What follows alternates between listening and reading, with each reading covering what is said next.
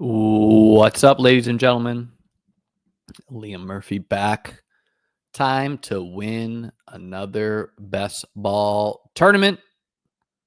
We're going to be ripping drafts. We'll talk a little bit about the drama of the best ball space. And we'll talk about some NFL news. For those who subscribe to beatbestball.com, the number one resource for best ball, I have fresh Underdog and DraftKings rankings on the site. On God, we'll have fresh eliminator rankings. We'll have fresh drafters rankings tomorrow. And going to have an article hit the site tomorrow. Let's get the right cam.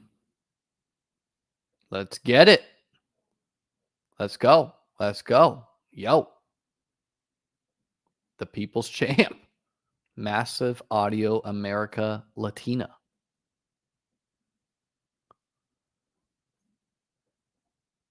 This is true. This is true, Jason. Jason scrolls the ranks. Olamide Zacchaeus. He made the bottom of the ranks. All right, we pulled the 6-hole. A pretty nice place to draft, right? Like, I mean, ranking the draft slots, the back end is the best. 12-hole, 11-hole. Simply because of getting two of, whatever. Achan, Brian Thomas, etc. Like, this is the nuts. The 1-hole, if you're not a one birds guy and you take Jamar Chase, is obviously awesome. And then the 6-hole is probably like the second or third best spot to draft from, because in this case, you just scoop the value where, Jahmyr Gibbs, one of the articles I'm going to get up on the site is just a full write-up of all the players. I've been thinking about this for months, but I'm just going to write up each player, just like a little blurb, like here's what my thoughts on them. And usually at 6, you get Gibbs. And to me, in my like vibe ranks, which that doesn't bake in ADP at all, I think I just have Gibbs as my 102 after Chase. Elite single week ceiling, elite offense, week 17 matchup we like. Let's go, right? Some people got to see it before they believe it. Oh, David Montgomery. David Montgomery is going to be remember that guy pretty soon. Yep. Was on Pete show this morning. Best ball breakfast. So yeah, we get Lamb at 6. Pretty nice. All right, NFL news. Quinshon Judkins arrested. Have him ranked around 100. I don't know, folks. What are you going to do about it? I have no idea if he's going to get suspended. He's not signed. It's very ambiguous, right? I raised Sampson and Jerome Ford. Jerome Ford, I was already drafting, and finally lowered him in my ranks because I was like, okay, fine. Like, no one else is doing this. But raised Ford, raised Sampson. I personally prefer Ford to Sampson, but I don't have it ranked that way, right? Little Devontae Adams, Puka, why not? Wow, we get a Lamb, Drake, London, right? When you get a falling ADP value and then you get someone reaching for uniqueness, it is so, I don't care like how much you like a player. At the top of the draft, you should almost always be scooping the value, simply because the amount of Lamb London teams in the contest are going to be like a couple hundred maybe. And that's just so valuable, having that uniqueness, Can we talk about Luke McCaffrey for an hour? My God. How did I age 5 years in just 1 year? I don't know. Is this a compliment? Is this disrespect? I don't know. So this feels quite nice. Like, you can't just go into a draft and be like, I want a Lamb London team. You got to let it come to you, right? And Lamb usually, based on his ADP, goes at pick 4 or 5. London usually goes at pick 15 or 16. So it's just hard to get that, right? If you have a Lamb London team in the chat, speak up. In Best Ball Mania, not a puppy. That doesn't count. This is my only Lamb London team.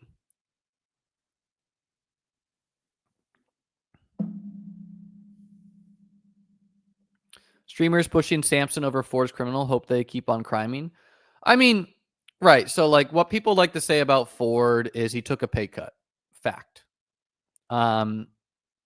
Maybe he's not the most talented guy in the world. I don't care. Wow, yeah, we get Chase Brown too. I like Chase Brown a lot. Like, I don't really understand why he's a 3rd round pick. If he was going next to Achane, I'd be like, that's logical. Sure. Anyways, talking about the Ford Samson thing, like something we might have to come to terms with is like maybe all these people who talk about college ball, maybe they're just effing wrong, because this is supposed to be the legendary running back class. And maybe they're right. Maybe they're right. And all these guys went later in the draft because it's just so deep. They're so good. So they go later. Or maybe they're wrong. And maybe they're not that good. And we could look back and be like, wow, Jarquez Hunter, Sampson, etc. Terrible picks. 6 hole also lets you, like, the middle of the draft lets you scoop falling values more easily, right? Than the turn picks. But yeah, Ford, a big reason why I was high on him last year and this year, just really every year, is he has a skill set that we like for best ball. We like guys that can have 5 carries and can have a 60-yard carry that goes for a touchdown. That is a good thing for best ball, right? We're definitely going to scoop. I mean, Worthy is tempting. We don't have a ton of Worthy, but we're gonna do Cook. I like Cook. And just, we're playing for both Best Ball Mania, and we're gonna win the regular season prize. People forget you can win $100K in the regular season on Best Ball Mania. We're going for the highest scoring regular season team too. I think I've seen it once, but this is my only one of it. It's like, going Chase Brown and Cook also protects me if the draft goes off the rails, reaching on running backs. Ken Walker flipping Cook, that just, like, I've seen that a lot. And obviously this guy's like vibe drafting, but it feels wrong to me. I do it for those curious on the Rice rank. I have Worthy ranked like right around here, and I have Rice ranked right next to him. I do think you're going to be able to get Rice at the 4-5 turn, but as long as we don't see Rice fall to pick 60, pick 59, pick 58, then who cares, right? Simply pairing Rice with different players is valuable.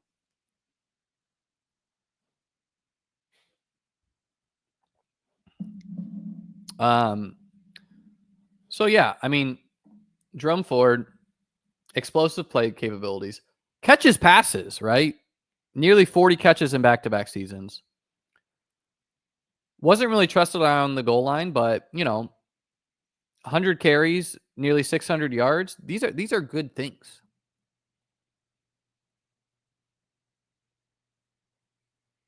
Really happy I passed on Worthy to see the names at the top of the chart here.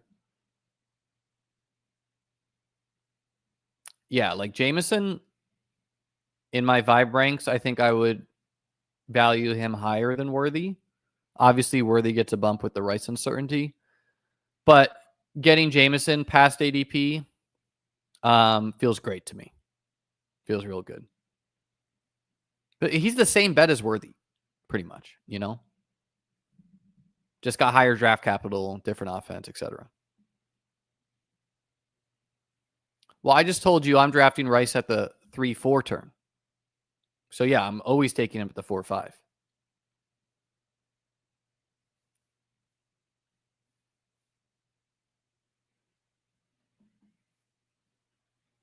Yeah, I mean, right, it was close, right? But yes.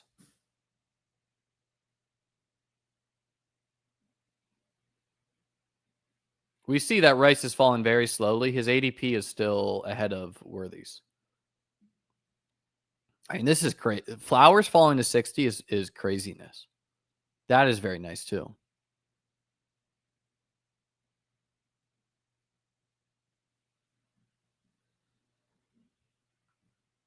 My vibe ranks are high. The Lions coaching staff vibe ranks on Jameson are even higher.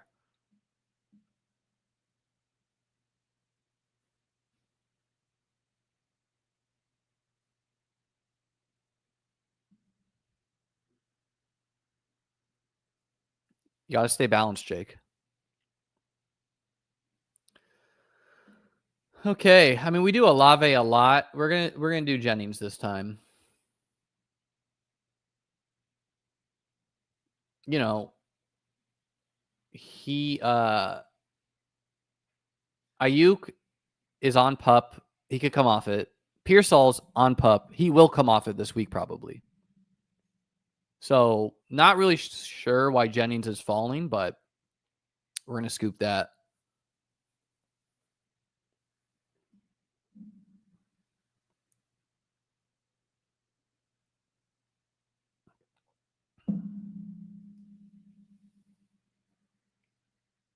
Yeah, I'm going to be mixing Sampson in as he rises, but I don't feel good about it until obviously if Judkins doesn't play this year, okay, I feel good about Sampson and Ford.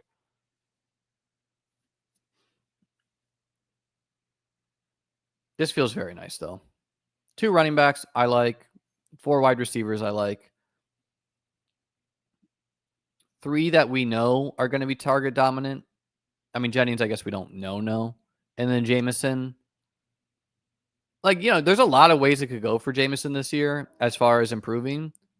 Number one, they could just start throwing him more slants and be like, hey, dude, you're really fast. Let's throw you a 5-yard pass and see if you can go score 95 yards.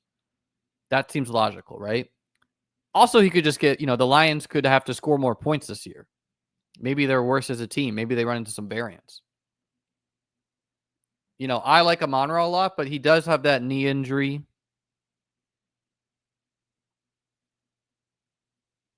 Maybe the new OC is just like, yeah, Jameson should be a bigger part of our team.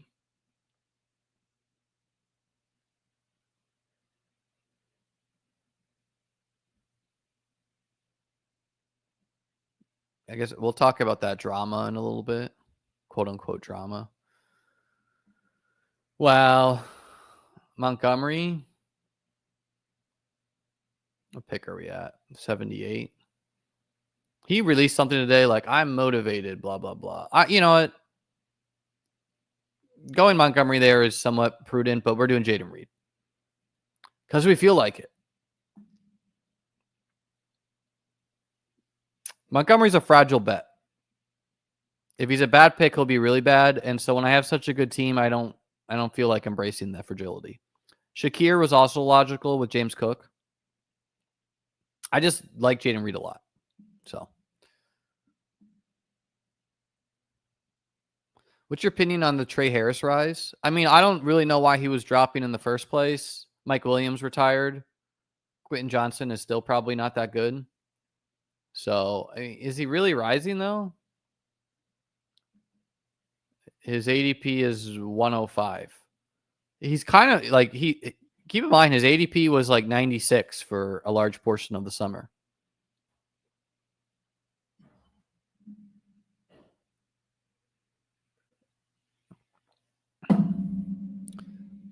This is all good and well to say, Dylan, but when you think about who the Lions have to play, like you're simply going to have to score points when you play the Vikings 2 times, the Bears 2 times, the Packers 2 times, etc. Yeah, he also probably dropped a little bit because of the second round picks not signing. See, we almost get Aaron Jones too. That's why I think it was a good pass. I guess we're going to do Hawkinson here. You know what? No, we're not. We're going to do Jaylen Warren.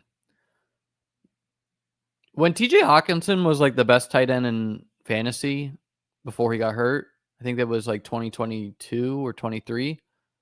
He was one of my most drafted players, but I don't know. He just doesn't feel like he's not that explosive. He's got to score touchdowns. I personally like the Warren bet with Rodgers there. Again, I don't draft Caleb Johnson much at all.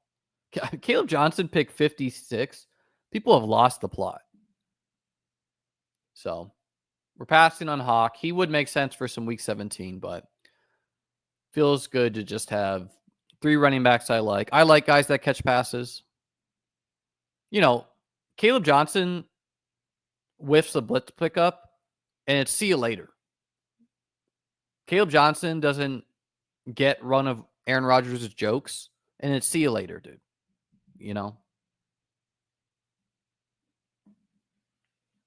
No offense to Mike Clay, but again, I don't care too much about his projections for a lot of things. The man had Mike Williams projected for 800 yards, right? So, he's simply doing just a different task than what we're doing. You have to realize that. Yeah, what's kind of crazy is Hawk, Addison, and Jefferson have barely all played together.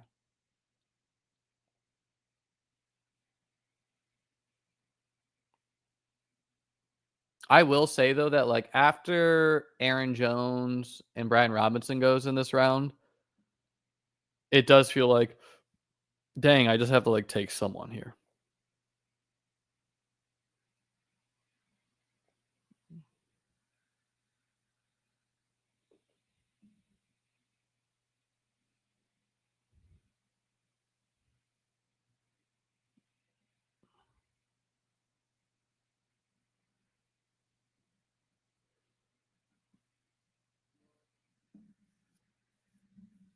We're going to do Purdy.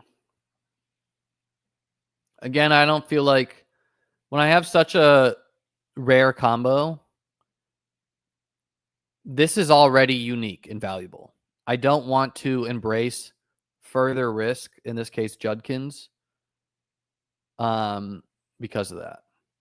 Dak goes, which is, I guess, his ADP really jumped. Dak goes naked, so are we surprised that the guy who's taking Caleb Johnson at pick 56 is doing naked Dak? Of course we're not, right? That's a logical thing to do.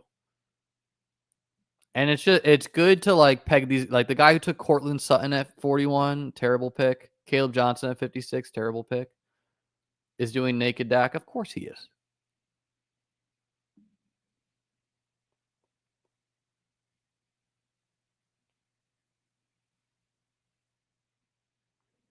I mean, Hurts unstacked is totally fine. You can just get there on rushing touchdowns.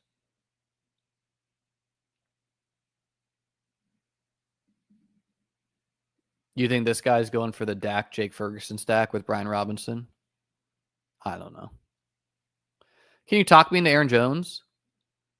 I mean, I was the guy who before I called the J.K. Dobbins rise, I called the Jordan Mason rise. But I do think it's getting kind of crazy.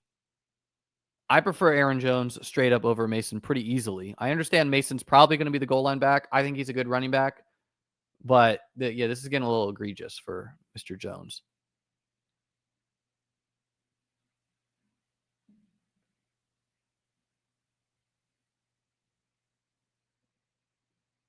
Okay. I mean, at this point, I might have to just take Judkins. Especially, I think here we will embrace it. Pick 115 correlates. We're strong at running back, so we don't even really need him. Cook, the Bills play the Browns one of the weeks as well. If I don't go Judkins, I go Tracy or Burden or someone like that. The 115 seems like an appropriate price. Thoughts on Tay ADP? Old wide receiver 2. Give me Marv, Garrett Wilson, and Evans. Well, again, on the Vibe ranks things, I can just squint and see this being the season where Matt Stafford throws for 40 touchdowns instead of 20. And so if you get this year, Devontae's going to pay off, right? He's still good. So, yeah, I'm a little uneasy just because I'm uneasy with many olds. But, no, I want to be mixing in Devontae. I like Puka a lot more, obviously, but it just feels like a season where, Stafford's going to throw for 40 touchdowns, And, Mike Evans, very crowded room. The Rams room is it's going to be Puka and Devontae. And what happens if Puka gets hurt?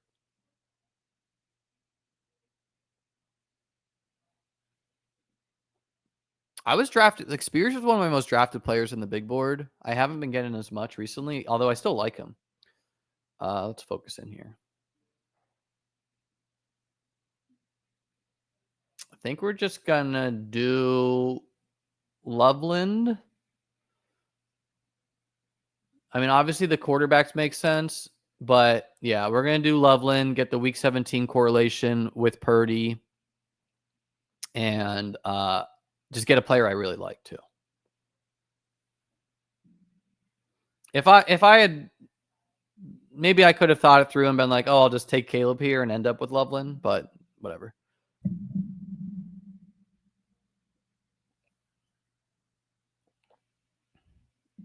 Yeah, I mean, there comes a price with Ayuk where I just am going to be taking him. I don't take him as much strictly at ADP simply because he falls, and I think he'll fall a little bit more. But again, I think there's a line with Ayuk, right? Like, can Ayuk get behind Keon Coleman in ADP? That just seems wrong by the market if it's going to do that. Like, I like Keon. Keon could be a breakout. But we're really going to do that, you know?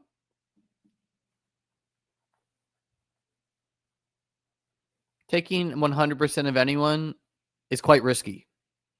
So, probably. Yeah, let's talk about the Willie Knows Ball thing. So, I mean, we don't get Jordan Love. That's a bummer. I knew this guy was going to do it when he took Kraft.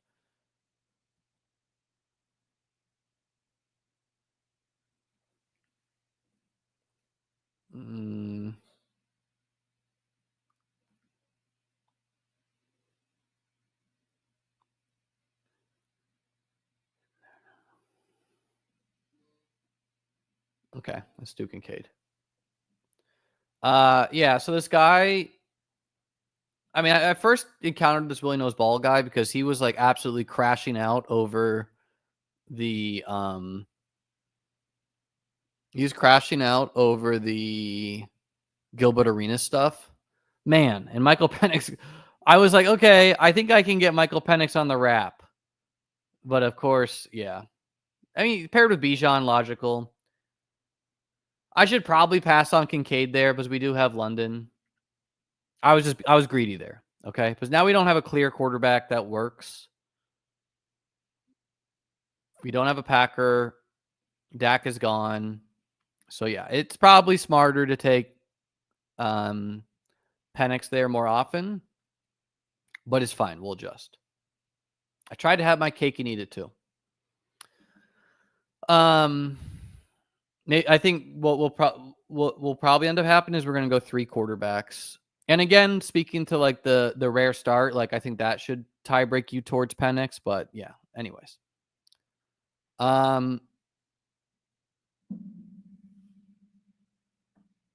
Yeah, maybe.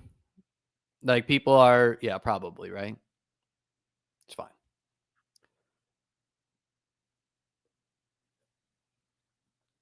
I mean, Penix is like, I like Penix, but he's risky. We'll talk about the Willie Knows Ball thing after this. We have lock in here. All right. Let's do Cedric. Simply a player I like. Pairs with the Cleveland Pitt thing we got going on. And with this team, like, now I feel strong at tight end. I feel really strong at wide receiver to the point where I could even stop at 6. I feel strong at running back. We're going to add some extra pieces there with Judkins. And so I think I'm almost certainly going to go 3 quarterback, which makes not having the Penix London thing feel fine. Like we'll just take 2 quarterbacks, ideally backstack them, 2 QBs, call it 2 running backs, and then the last pick can be tight end or wide out.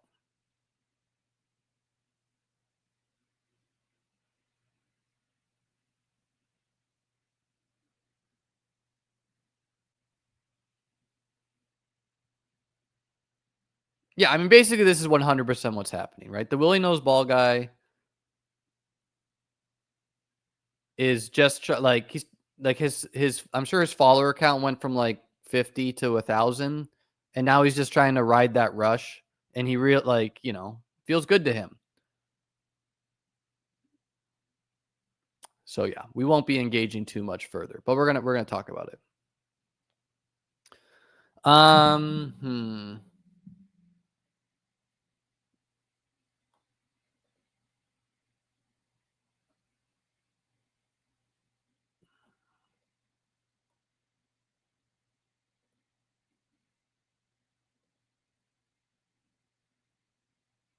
was trying to decide which quarterback to do between Tua and Bryce. Tua's stacks are just so not clean. You know, you got to do like Malik Washington. On the Noah Fant cut, I said this in my Jonnu Smith video, but I said I feel like Noah Fant's going to get cut and end up a Dolphin, and I still think that. Noah Fant got cut today. And I thought the Darren Waller signing was more just like, let's just sign this guy just in case. So, yeah, I won't be drafting too much Darren Waller. We'll see where Fant ends up.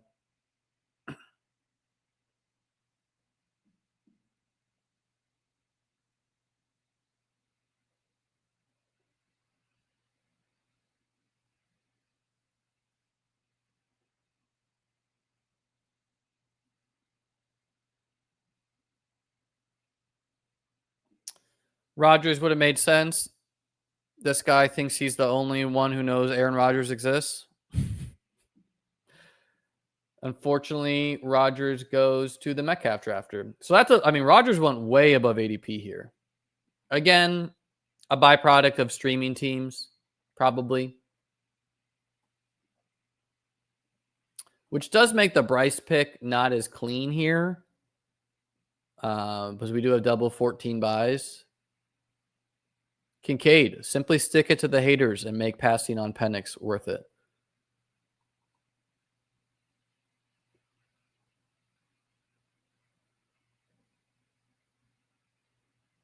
Rough room at quarterback. And the issue is I want to do Dart. We're obviously going to take Adam Thielen here to stack with Bryce Young. But I would like to do Dart, but he also has a week 14 bye. So we might just eat the 0 week 14. And we might draft Kirk Cousins. Why not? Kirk just got to get you on the field week 14. I guess Daniel Jones.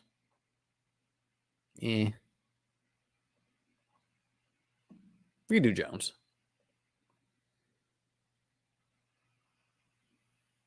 No, he was really crashing out about it.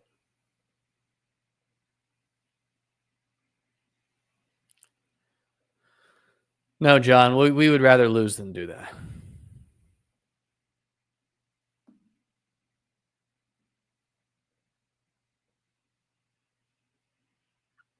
So the team, Purdy, Young, Chase Brown, Cook, Warren, Judkins, Lamb, London, Jamo, Jennings, Reed, Tillman, Thielen, Loveland, and Kincaid. Going to get 2 running backs on the squad. We're not going to stress quarterback. We'll figure that out.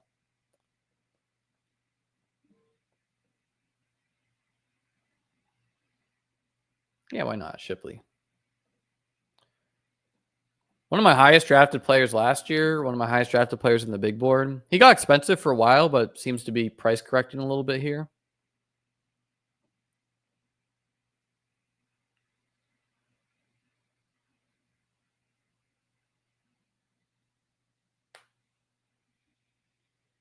I thought about this, doing Shuck and Juwan. I haven't done many recently. Did a lot early. So we're at 68. Going to update those ranks tomorrow, probably. That's roughly what I wanted to do. 75 in August.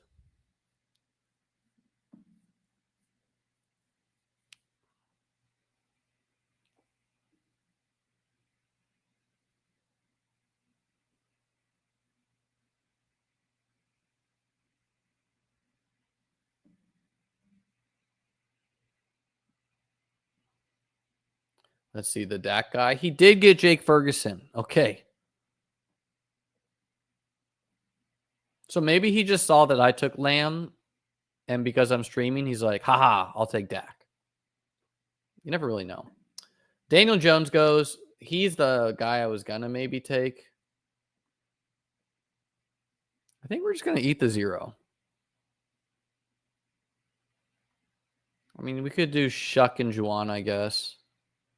We could do Shuck and a running back, too. Maybe we'll do that.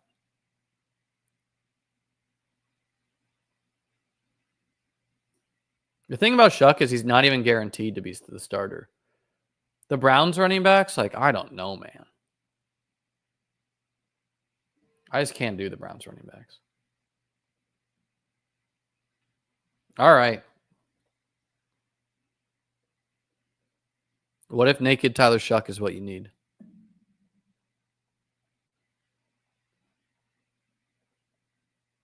Well, they'll be awesome if you get deep, but they'll be over for most of us soon.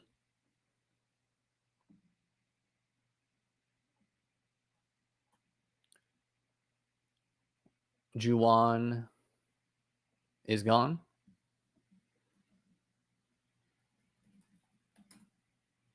Tyler Shuck, 4.5 speed. That cannot be true. Let's look it up. Tyler Shuck Raz. Oh my god, dude. He's actually high key fast. 4.63. I had no idea. I might start drafting him naked and more. Taysom Hill replacement. 159 10-yard split. That's faster than Najee Harris. No cap. Najee Harris Raz.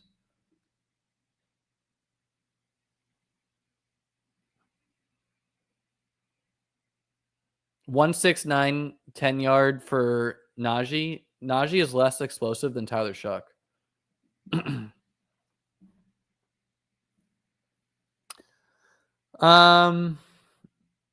All right, here's our correlation, folks. Kendre Miller with Shuck. I assumed he was slow just from watching some of the tape, but I never really watched most of it.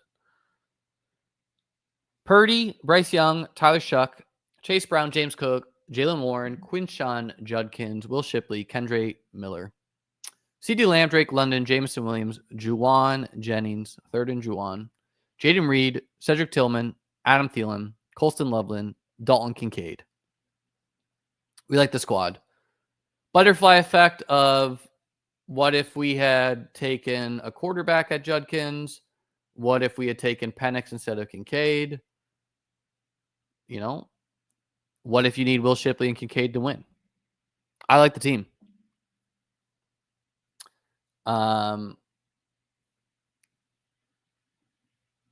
Yeah, I mean, honestly, like the guy next to me picked Juwan, but arguably needed the running back more. That was 73 streamed. 721. Let me refill this water, folks.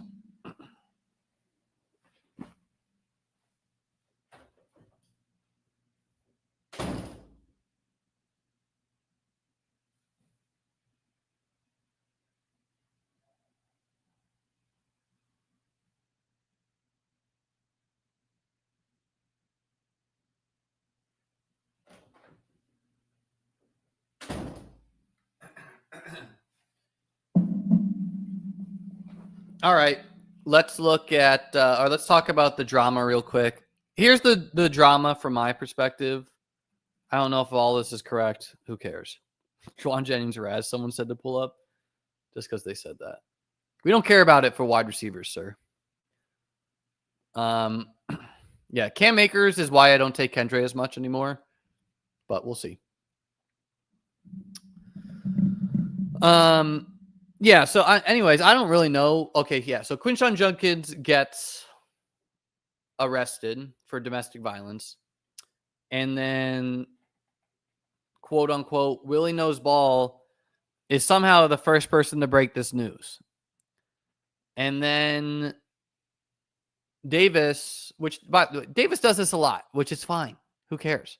But Davis just goes to the source and retweets it, right? People have done this to me as well. Like I'll come up with a take and they'll just fire the take off themselves. Or I'll post some news and then they'll go click the link and do the news themselves so they get more engagement. Anyways, so Davis does the news for himself, and then Willie Knows Ball is like, how come you didn't give me credit? Blah, blah, blah. And he posts this on like a million things, like, give me credit, give me credit. It's like, dog, you are an anonymous account with Aaron Rodgers as your profile picture. Who are we giving credit to? You know? Like, what does the credit do for you? Anyways, Davis claims not to know anything about him. And then Pete on the Swolecast says that in one of the Discords, like somehow it came to light that in one of the Discords, Davis clearly knew this information. And then also other people posted Discord clips of like people making fun of Willie Knows Ball or something, which, look, I do think like we shouldn't be making fun of people in Discords, but this Willie Knows Ball guy, he was crashing out. He had some of the worst takes imaginable on the Gilbert Arenas thing. Like, I'll never draft another Best Ball Mania again because of these Gilbert Arenas drafts. Like, just simply sensationalism and no understanding on the topic in my mind. And then I saw, like, because I clicked on these Gilbert Arenas tweets, I started getting fed his tweets, and he had like some really bad fantasy takes. So I had to click the like not interested button, like stop showing me these. Anyways, then he does something hilarious in my mind, and he makes this like quote unquote diss track on Davis. But it's like funny and in good humor, where it's like first off, it's a good picture of Davis. It's just funny, right? And so I thought that was hilarious. I retweeted it. And now he made one of me. I didn't think that one was as good. Not because it's about me, but because it just wasn't as good. And now he's trying to like, again, his follower count probably went from like 50 to like 2,000. So this guy's trying to like capitalize. And so he's like, like a lot of people have done this before. They're trying to be like, he wants to like, oh, let's draft a big dog, you versus me. And you guys have seen me on stream. I've drafted a lot of big dogs. Anybody wants to draft a big dog against me, get in the stream, join when I join. I tweet about it all the time. What I'm not going to do is I'm not going to give this guy the platform. I don't know anything about him, right? And I'm not like, he's just trying to like chase clout, whatever, get in this league with me. Like, I'm not going to continue this with him. But it was funny. He did the video. My only question is like, I don't know if it's him rapping or if it's AI rapping, because someone in my Discord posted like an AI rap. And like that to me, like AI anything is pretty lame. Like if it's AI rap, like that's lame as hell. If it was actually him rapping, I think he's a good rapper, right? Like the beat was good and everything. So anyways, that's a summary. There are some weirdos in the Discord. Like a lot of these people I have blocked that were like, some other people took an opportunity to like post other Discord drama of like people just like using slurs or whatever. And look, those people are losers that were saying stuff like that. And it's not really reasonable that anyone spends the full time monitoring their Discord, right? I don't. When I catch people being weird in my Discord, I ban them, right? Is what it is. Anyways, that's a summary. Yeah, he was like, oh, how are you not?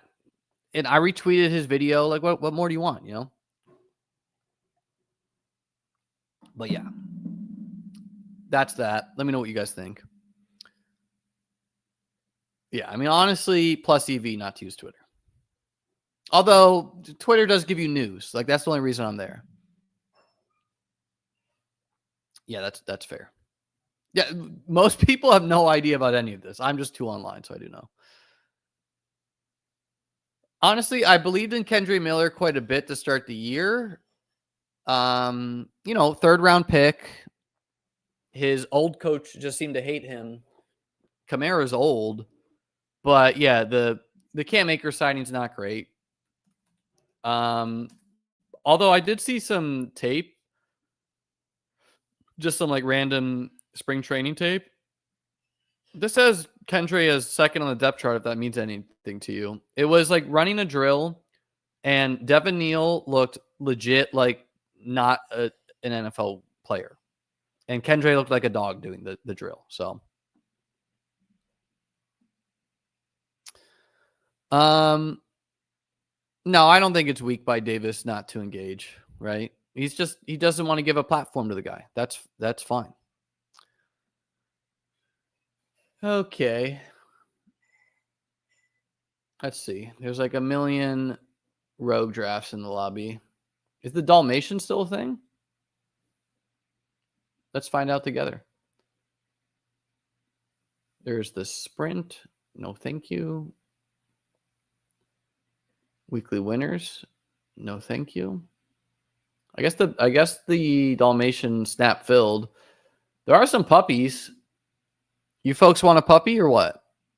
Let's do a YouTube poll.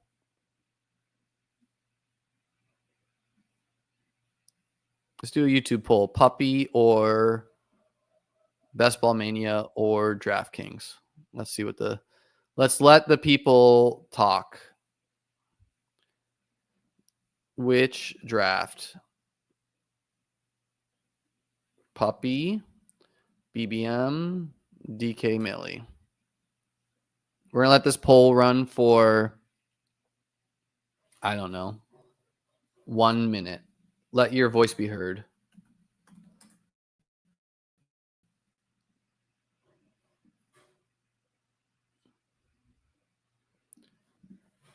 The puppy is if, you want me to do a lower stake draft so more people can draft with me. Not everyone has the bankroll for higher stakes. The DK Millie is for a different platform, and BBM is for BBM.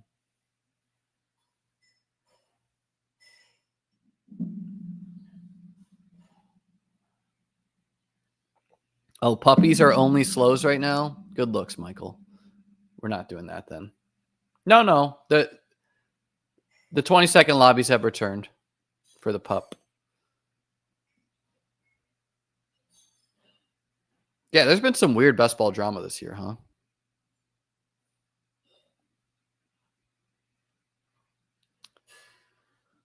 Um, 5 seconds to let your voice be heard. By the way, guys, like the video, subscribe. BBM wins with 90 votes. Well, this is the other thing is like some of the people crying about being made fun of in the Discord are people who like I've blocked, like, as a content creator. So I get this, Davis gets this, I'm sure people like Pete get this. Some content creators get it more than others, but people just randomly hate you, right? Or like they're miserable and they're taking that out on you. So like some of the people who are like trying to air out the Discord meanness are some of the people I blocked for being like, you're an effing idiot, blah, blah, blah, blah, blah. Or like, you're advancing 10 teams. Like, dog, if you can't dish it out, if you can't take it, don't dish it.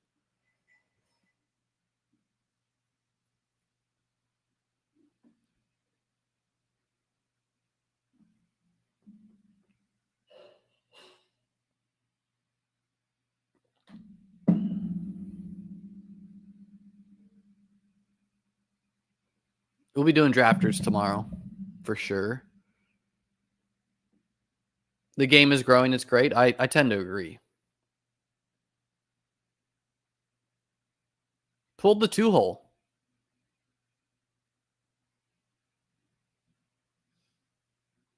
It wasn't as clever, that rap, I thought.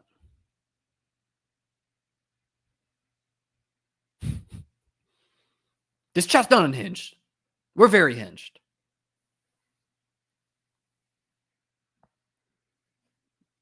Oh, my favorite one is that I did that yesterday, actually. I took Gibbs at 2. My favorite one is the best ball content creators stream all summer so that they can lower ADPs on guys so that they can draft them secretly. That's my favorite conspiracy. What? See, we never get any Saquon 1-holes when I'm in drafting,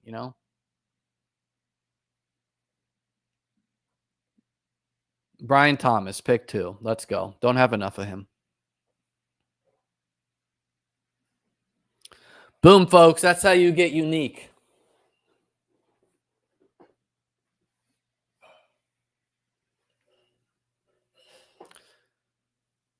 I mean, honestly, I'm a big proponent of scrolling to get unique, but it feels really bad to do from the back end of the draft because it's so valuable. This is BBM, baby. We just did that in a BBM.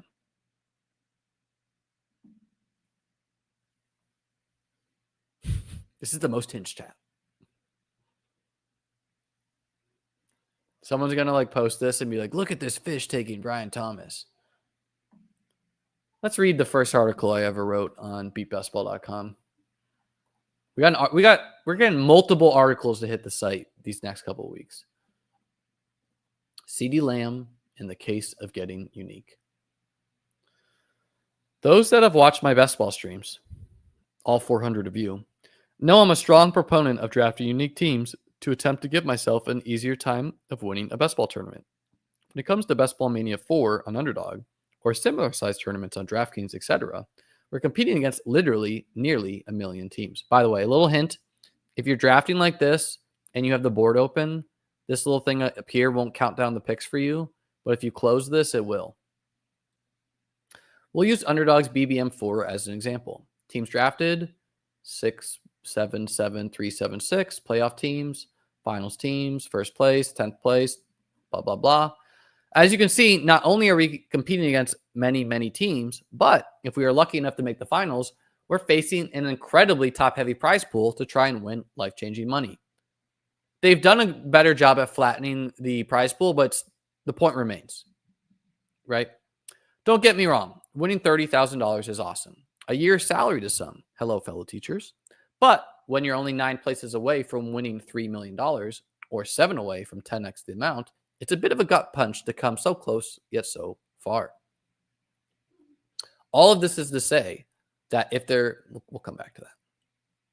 Let's make our pick. Man, we almost got JT with Brian Thomas for the week 17. We would have looked like a genius. Bucky, though, is a really nice consolation. Just love his playoff schedule. Let's make our next pick, and we'll get back to the article.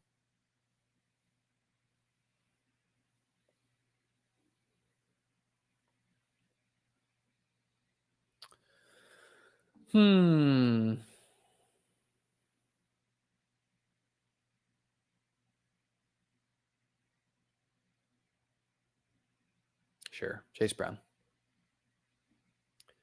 I don't want to take one of these players because they correlate with Brian Thomas more. I want to take one of these players who don't correlate with Brian Thomas.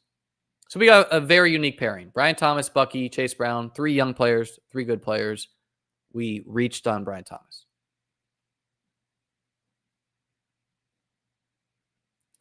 All this is to say that if there is anything we can try and control to give ourselves a better chance of winning the tournament, we need to try this. If we have our choice, we'd of course prefer to get unique via taking players we like who have fallen past ADP. So for using the last draft, you can't control it, but I happen to get a CeeDee Lamb and Drake London team. This reminds me of my team that won BBM 2. I took advantage of a news cycle, the Wentz injury, which caused JT to fall, plus Aaron Rodgers rumors caused Aaron Jones and Devontae Adams to fall, that allowed a rather unique pairing of JT and Aaron Jones. For those who draft throughout the summer, I highly recommend taking advantage of a fearful market when these opportunities arise. Opportunities are arising right now. Rashee Rice, Judkins, etc. Sure, you can be burned if the fear is justified, but far more often, it's people being overly cautious in an extremely top-heavy tournament. Here's my team that won BBM 2. Allen and Fields, JT Jones, Damian Harris, Rashad Dalla, Jeff Wilson, who I took after he got hurt, knowing that people wouldn't be drafting him because I thought he'd get healthy during the season. Amari Cooper, Jamar Chase, Chase Claypool, Tyler Boyd, Cole Beasley, Christian Kirk, Amon-Ra, Diami Brown, hashtag we were right, MVS, Noah Fant, and Mike Gesicki. The problem is, it's quite rare for players at the top of the draft board to fall significantly past their ADP to allow us to draft those unique combos. So instead, we can reach, usually at the turns, 1st and 2nd, or 11th and 12th, for players whose usual draft position is at the opposite turn. I did this several times last year by taking A.J. Brown or Stephon Diggs with the 1 through 3 picks when their ADP was closer to 7 to 9. This year was very, I did this a lot because the 1 through 3 picks were CMC, who I took, but then it was like Derrick Henry, Alvin Kamara, and Zeke, who I didn't take really any of those guys. It's important we reach for players who we generally believe can either be a top fantasy scorer or put up a score to win us the tournament week 17. I particularly liked A.J. Brown and Diggs because of the ADP of their quarterbacks more aligned with the 2-3 turn, so it wasn't common to have them stacked with their quarterback unless you reached on Allen or Hurts. Let's make a pick here.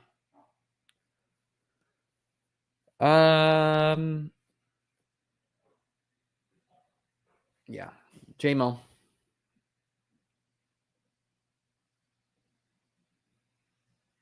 So one example of what I'm talking about there is when you take Lamar at the 2-3 turn, that more aligns with Zay Flowers' ADP. So that's an example of it too, right? When you're going to reach for Lamar, reaching for him at the 2-3 turn makes a lot of sense because Zay Flowers goes at pick 50. And if you take him at the 3-4, Flowers does not often make it back to pick 60. So I think we're going to do Smith. Let's do Flowers this time. We've been doing Smith a lot. I want to get more Flowers. Waddle makes sense for like the week 17, but we're just going to take Zay Flowers. Just need him to run into some touchdowns. So in this case, I reached on Brian Thomas. Absolutely no one is going to be shocked if he's the first overall pick or the first number 1 wide receiver. Let's now take some examples of how you could have done this and profited last year in best ball. We'll first view a draft board of pretty standard ADPs. This was ADPs in BBM 4.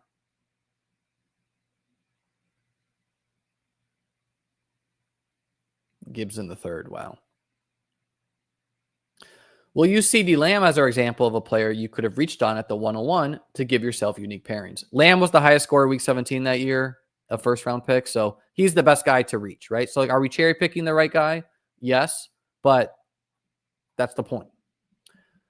Although CMC and Tyreek Hill were the regular season champions and had decent playoffs, Lamb was the guy who not only had a great regular season, but put together playoff and more importantly, championship winning scores week 17 last year. I also believe it was feasible going into the year. A drafter could have viewed Lamb as a worthy target to reach on, right? Like it wasn't crazy if anyone was like, I'm taking Lamb 101. Not only is he an elite wide receiver on a Cowboys offense we've seen be elite for fantasy in the past, but he was also facing very questionable pass catching competition going into the year. Lamb was often taken at the 108 to 112 range, aka firmly a 1-2 turn guy, and almost never at the 101 and never falling to the 2-3 turn.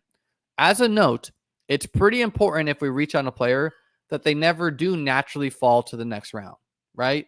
So if Brian Thomas just naturally made it back to the 2-3 turn, he'd be a bad guy to reach on. It's not 100% essential as we're still getting a unique combo of players, but we're not thrilled if opponents are getting the consensus 101s to 103s and the player we think can produce like the 101 to reach on. For this reason, it can sometimes be helpful to implement this strategy later in the summer to see if any high fantasy picks have seen significant movement. I believe you can be thoughtful about this, however, and execute this strategy from day one if you would like, right? Like some people are like, oh, you can only do this in August because then you know perfectly movement. But that gives up the unique ADPs you get throughout the summer. So disagree. CD Lamb pairings in BBM 4. This is actual data from BBMDB. Lamb and Amon-Ra was 11,000 teams, so 20% of the Lamb teams. This combo was very popular, not only because these players natural ADPs at the 1-2 turn, but they were also week 17 opponents, something I helped popularize after winning BBM 2. Fantasy drafters were rewarded with this combo as both Lamb and Amon-Ra had strong seasons, playoffs, and finals. Some of the other players paired with Lamb near his ADP were Lamb and Garrett Wilson, 12% in Lamb teams, Lamb and Saquon, 7%, Lamb and Devontae, 12.5%, Lamb and Nick Chubb, 10%.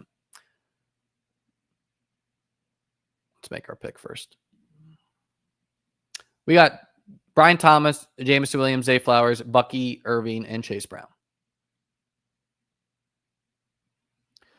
This feels like a great time to get Travion. Not a player I have enough of, so want to be scooping him as an ADP faller. Don't really need him to be productive from day one with a running back room of Bucky and Chase. He does more naturally pair with Brian Thomas, but that's fine. He doesn't naturally pair with Bucky and Chase.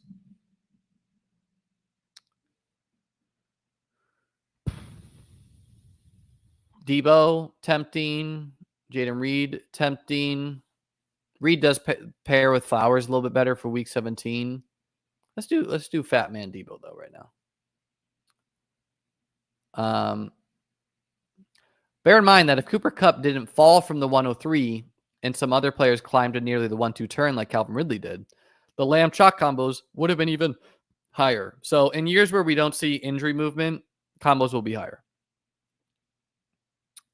This is noteworthy because this type of movement is not guaranteed each year. We're clearly seeing that Lamb plus non-Amon Ra stack partners was a less common pairing. We may eventually get to the point where opposing week 17 partners is too common of a pairing, right? Like we might get there one day. We're probably not yet though. That we can take anyone else and comfortably profit from a more unique pairing. That's probably a long way off though. However, so like if Lamb was paired with Amon Ra 100% of the time, simply taking anyone with Lamb would be better. However, let's take a look at some of the combos of Lamb with some guys who went at the 2-3 turn. Lamb and Devonta Smith, 348 teams. Lamb and Derrick Henry, only 402 teams. Lamb and T. Higgins, 227 teams. Lamb and Chris Olave, 1,000 teams. 0.16, 0.17, 0.4, 1.7. So 348 teams compared to 7,000, compared to 11,000. Doesn't take a genius to say, well, it might be easier to win doing one of these more unique combos, right? Wow. When we take a look at the players who largely lived at the 2-3 turn, we can see Lamb was paired with these guys roughly 10 to 20 times plus less common than his 1-2 turn pairings. That's incredible. Simply put, Devonta Smith, T. Higgins, etc., are not 10 to 20 times less likely to put up a winning fantasy score compared to Garrett Wilson and Nick Chubbs. So in this case, Brian Thomas is going to be paired with Bucky and Chase Brown, probably at least 10 times less common than he's going to be paired with all of these guys. And Brian Thomas is simply not that unlikely to outscore Saquon, Bijan, CMC, Jefferson, Lamb, etc. Closing thoughts. The point is the fantasy market is not exact enough that we should allow ADP to fully drive home our starts at draft time. You've seen how top heavy these contests are and how large they are. You need to play for first, especially if you're a volume drafter. To think that the projection of a singular round is strong enough to make us do something 20 times more often is pretty crazy to me. All the time we see the fantasy market fail, and it sets us up to benefit from the chaos of football with injuries, etc. Like, let's just pretend one year that the first 5 picks get season-ending injuries. Well, now all these guys, like simply taking anyone but the first 5 is so valuable. And like, let's pretend the 2-3 turns are like the nuts. It's also important you don't overdo this idea. If you took Lamb at the 101 last year, and then you reached at the 2-3 turn, who largely went at the 3-4 turn, you're fighting your own uniqueness, right? So in that case, if I took Brian Thomas, and then at the 2-3 turn instead of Bucky, I took Mike Evans, I'm fighting my own uniqueness. Let's get back to our draft. Wow, yeah. I mean, Brandon Ayuk, pick 95. We already have 4 wide receivers. No brainer to make the bet at that point.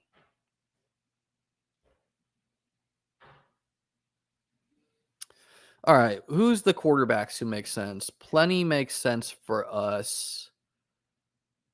Did Purdy randomly go? I guess he did. And we just take Fields here.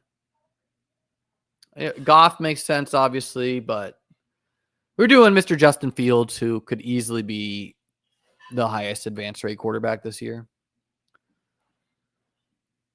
We're almost done with this article. You're combining 2 players who are already very common. So if you reach big time at the top of the draft, you're allowed to draft near ADP the rest of the draft and benefit. I do, however, think it's a tempting idea to do this a couple times in a singular draft. An example is if you take Lamb at the 101 rare, then pair him with the common 2-3 turn guys. Then at the 4-5 turn, you select one guy who's usually at the 4-5 guy, another guy who's usually at the 3-4 guy, blah, blah, blah, blah, blah. I posted this GIF to summarize it and say, I hope you're keeping up. It is my belief that if you implement this strategy correctly, you can give yourself not only an easier time to reach the finals, but a unique combo or potentially just low ownership on one of your top picks for the finals to give yourself an edge on the field and an easier time at winning the contest. An example from last year would be if Lamb had a bad fantasy playoffs, but still put up his monster score for week 17. And most of his common turn partners also had pours week 15 to 16s. Then his ownership for week 17 would be 0 or near 0 if other first-round picks smashed the previous weeks. However, if T. Higgins, Devonta Smith, etc., put up a strong week 15, week 16, they could have allowed us to drag a low-owned Lamb to the finals, where we now have great leverage on the field and a great shot at winning. We not only would have a low-owned first-round pick, but we would have unique partners with that first-round pick. So basically, like, let's pretend Brian Thomas is the nuts, but all these guys score bad. These guys score good. It was hard to get Brian Thomas to the finals. I only did it because I paired him with these guys. You get the picture. I could go on for this topic much longer, but I'll end with the following. I'm not saying you need to do this 100% of the time, right? Like, I certainly do not. Just last year, Lamb and Amon-Ra was a winning chalk combo. However, much more often than that, I think we can give ourselves an edge by being brave and quote-unquote reaching. So while I do think someone who made unique combos at the top of drafts for 150 bullets would win the contest more often than someone who made mostly chalk combos, I think it feels worse this year to implement the strategy with picks 1 to 5. That was year dependent. So basically, yeah, if someone was like, hey, do you want to buy action in my portfolio? And they told me that they made unique combos for all 150 of their teams, I'd probably be like, yeah, sure. I mean, I don't want to buy anyone's action, but I'd much more likely to buy that person's action than someone who's just like drafting at ADP.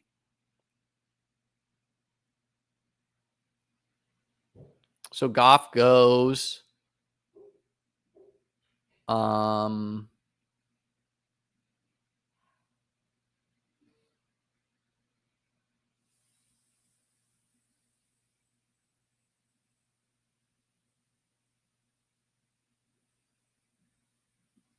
whatever. We're just going to take Trevor. Obviously, like I wanted to take Caleb because I want to get more backstack Caleb teams, I've been telling myself. I've not been paying attention to the draft, so I don't want to give this guy an opportunity to be insane. I saw him just take Cam Scatterbo and Baker unstacked. So who knows what he's liable to do. But we're going to build a team that makes sense for us, which, I mean, I like these wideouts, but yeah. When you reach on Brian Thomas, you might want to reach on the quarterback and secure the stack. And then we took Tootin, who pairs well with him. Almost done here, but so I feel blah, blah, blah. So while you could absolutely implement the strategy at pick number 1 with the 1-2 turn player, maybe something we prefer is implementing at the 1-2 turn or the 2-3 turn, blah, blah, blah. So this year, like, I don't really like doing this strategy at the 1-2 turn as much. I have pulled up Bucky at times, but yeah. For those that are uncomfortable implementing this in a contest like BBM 5 or higher buy-in tournaments, I'm not. The larger the contest, the bigger the reason to get unique. I suggest you first try it in a contest like the Puppy on Underdog or a similar lower buy-in tournament. Those tournaments typically fill extremely fast, so you don't have to even think about where players' ADPs will move over the course of the summer.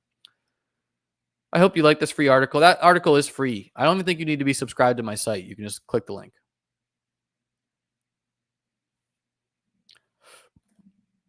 So that's that.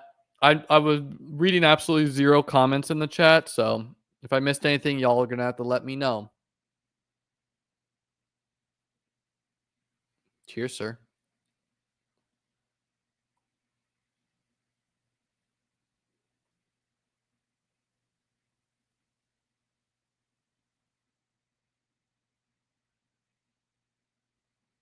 Yeah, they did a better job at flattening out the payouts.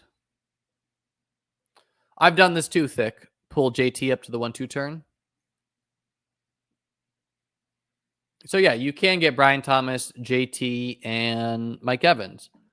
But you can't get Brian Thomas, JT, and Bucky, right?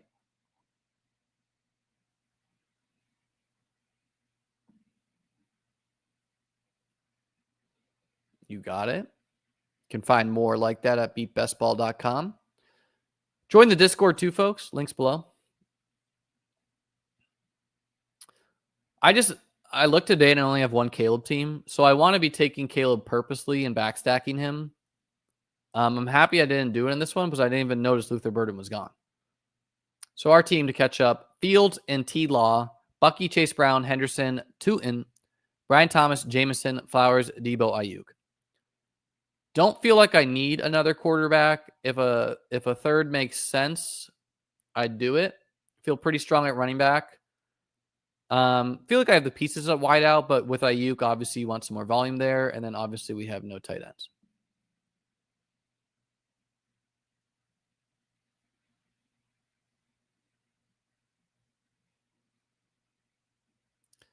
I mean, Ethan says, I get the uniqueness thing, but isn't it widely distorted by weeks 15, 16 in terms of what the combos look like? To an extent, yes. But wow, I mean, McCarthy falls. We have absolutely no one to benefit from it, but good for him, I guess, for falling. We're just going to scoop the Garendo here, someone I just like a lot. Yes and no, Ethan, right? Like, it absolutely does not matter at all what scoring occurs weeks 15 to 16 in terms of whether these combos exist. There's just simply not going to be many combos that beat Brian Thomas, Bucky, and Chase Brown, irrelevant of what the scoring is. Like, these three could be the highest scoring players, and this combo together is still going to be unique, right? Yeah, and here I think we'll just go Tillman.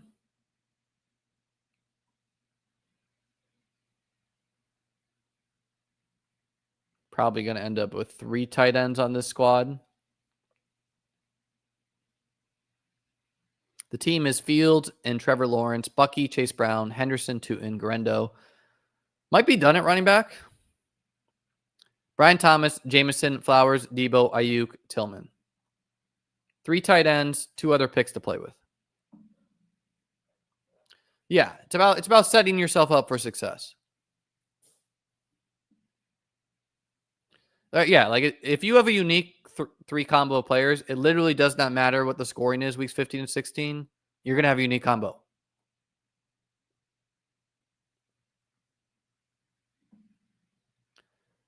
I am going to max the DK Millie. How I typically do it is, like I believe there's a validity of drafting early and late. And usually I just get more early volume done on Underdog. And I get more late volume done on DraftKings with the thought process that drafters on DraftKings are worse and won't react to news as much. So I'll simply get my exposure to late teams there.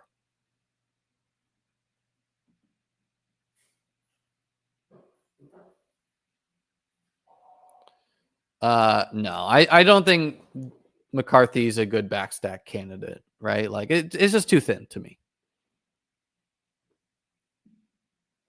Like there's not even like Jordan Mason you can't even do it with. And like Naylor is like, come on now.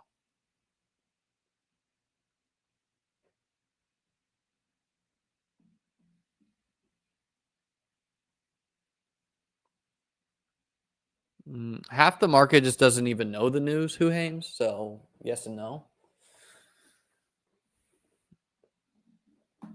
Yeah, I think you're simply being responsible when you take a player you don't like and they fall. Like Derrick Henry is not someone I've drafted a lot at all. But once AJ Brown's off the board, I will take him. Like I would have taken Henry at 19 in this draft. And that's how I want to play it, right? If I don't really like the player, I want to get him at a unique combo.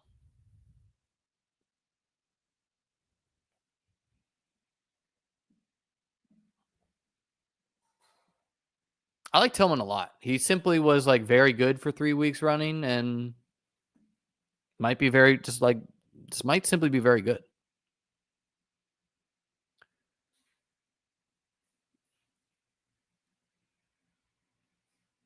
So, yeah, we need 3 tight ends for sure. I think we'll take Strange here with Trevor. Makes a lot of sense. Past ADP. Again, we don't know what this guy's doing really. He's just taking players.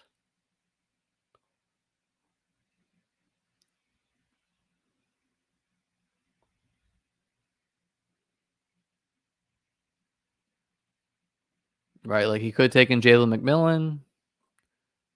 Doesn't want to do that. Now we'll take Jonnu, player I like. So I feel good about my tight end room when I get like a late Jonnu. Get that week 17 correlation with Mr. Tillman. Talked about him earlier. I would just scroll up and read. I mean, yard after catch ability, could get a lot of dump offs with Rodgers there. Could simply be the second pass catcher on the Steelers. What's not to like?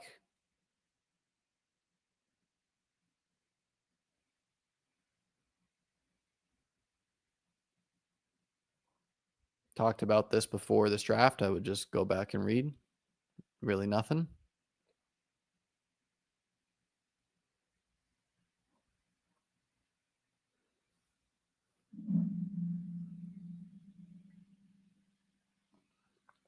Man, 300 of y'all chilling in July. Do we think we could get to 1,000 in August? I think you can honestly argue that he does have more upside on the Steelers. Like, I'm not saying you're going to be right, but I think you totally could. Right? Because Miami obviously has the better offense, but he was never going to be the clear second target there. And clearly the market doesn't view that way, right? The market's viewing him like he's dead.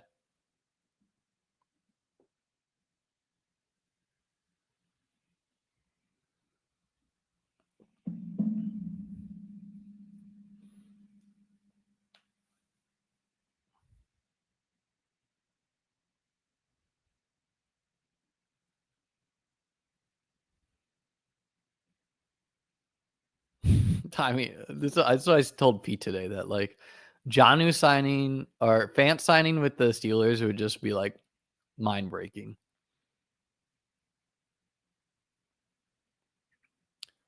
I don't really know. Like, did Tootin fall strictly because of one fumble in May? It's possible that Rodgers is actually good. I have Jonnu ranked one spot ahead of Pitts now.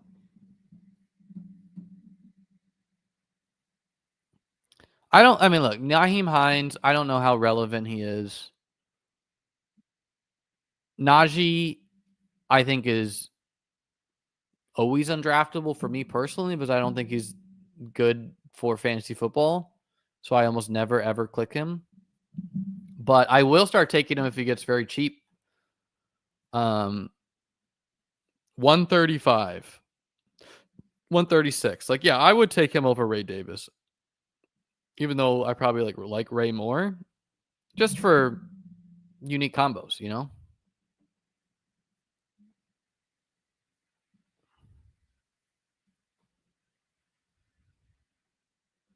Yeah, who could have seen that going bad? I think we're going to take the third quarterback on this team.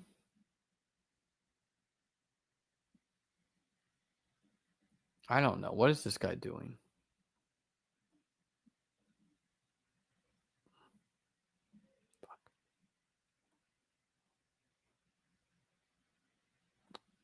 I hate the position limits on Underdog. It's so effing annoying. I did not want Miles Sanders. God, man. I'm seething. Okay, I want a third tight end. I want Field stacked. Whatever. We're going to take Mason Taylor.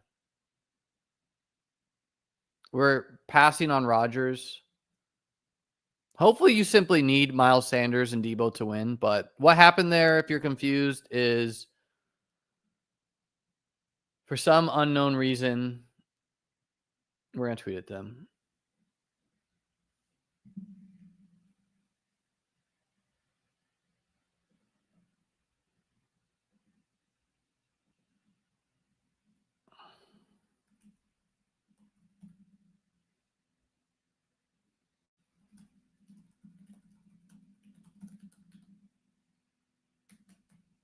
You know what? No, it doesn't even, because there's validity to both sides. But what happened there is I have position ranks or position limits set at 2682.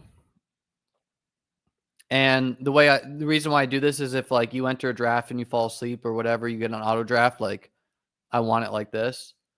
And if you put players in your queue, it overrides your position limits. Now, for me, that's always terrible because it's always when I'm streaming. However, the reason why it's valid for some people is some people draft, right? And then they leave the draft with like at round 13 and they just put like a million players in their queue. And so in that case, if you were someone doing that, you would want the position limits to override the queue order, right? So that you get your limited players. Anyways, in an ideal world, I would have gone Rodgers and Mason Taylor there. I wanted Mason Taylor because this guy is Trey McBride, and I thought he was going to take a tight end. I should have known that he's just vibe drafting, and I could have just gone Rodgers, Mason Taylor, because this team needs another wide receiver, right? With IU questionable. I mean, I like these guys, but it just feels kind of thin. Hey, I mean, maybe let's just call 3 of these running backs get hurt. You need Miles Sanders and Debo. At least it's week 17 correlated. I know Rodgers is going to make it back to me here, but I think I need a wide receiver, right? And I want a Colts piece because of having T-Law. So we're going to have to pass on Rodgers, even though it would feel more comfy to have him with Jonnu.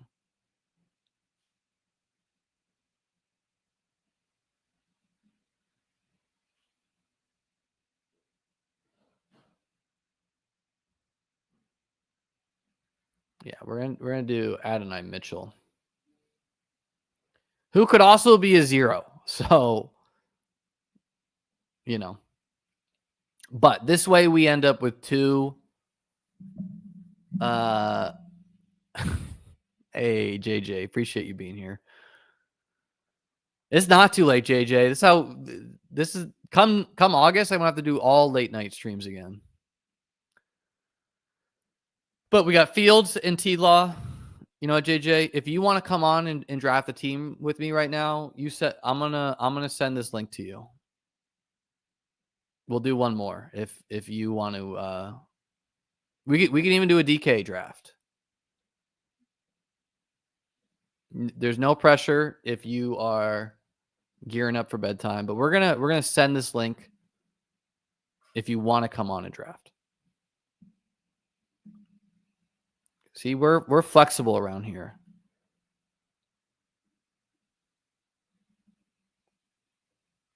People forget that after Dalvin Cook signed with the Jets, we had the most electric random stream come together with like 5 million people. Oh, they want it. So the team, Fields and Trevor Lawrence, Bucky, Chase Brown, Henderson, Tootin, Garendo, Miles Sanders wasn't supposed to be on the squad, but he's on there. The good thing is at least we got 2 week 17 stacked up quarterbacks, right? And like the 2 quarterbacks I feel totally fine about, by the way. It just would have felt comfortable to get a third guy.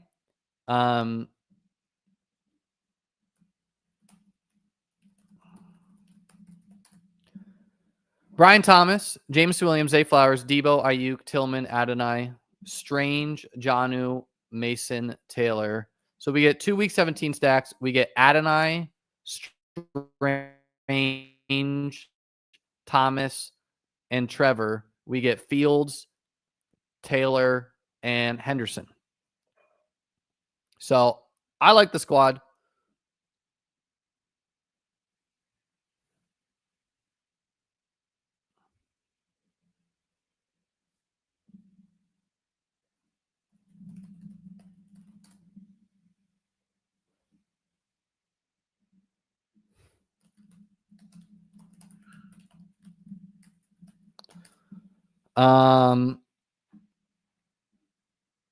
Yeah, I agree. It doesn't need Rodgers, right? Because not only are we making the bet on Fields, but we also we made the bet on Brian Thomas, and so we're saying Trevor is going to be really good this year, right? Would it have felt comfortable to get a De'Ami Brown or something on the squad? Yes, but we didn't get it. Let's name that one.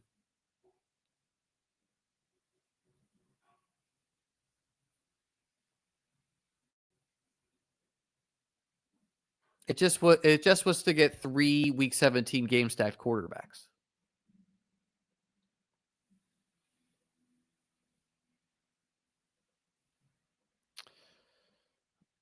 Okay. Whoever my timestamp guy is, I need you to step up for this stream. 74 streamed 721. All right, folks. We're switching over to DK because we do a lot of things over here.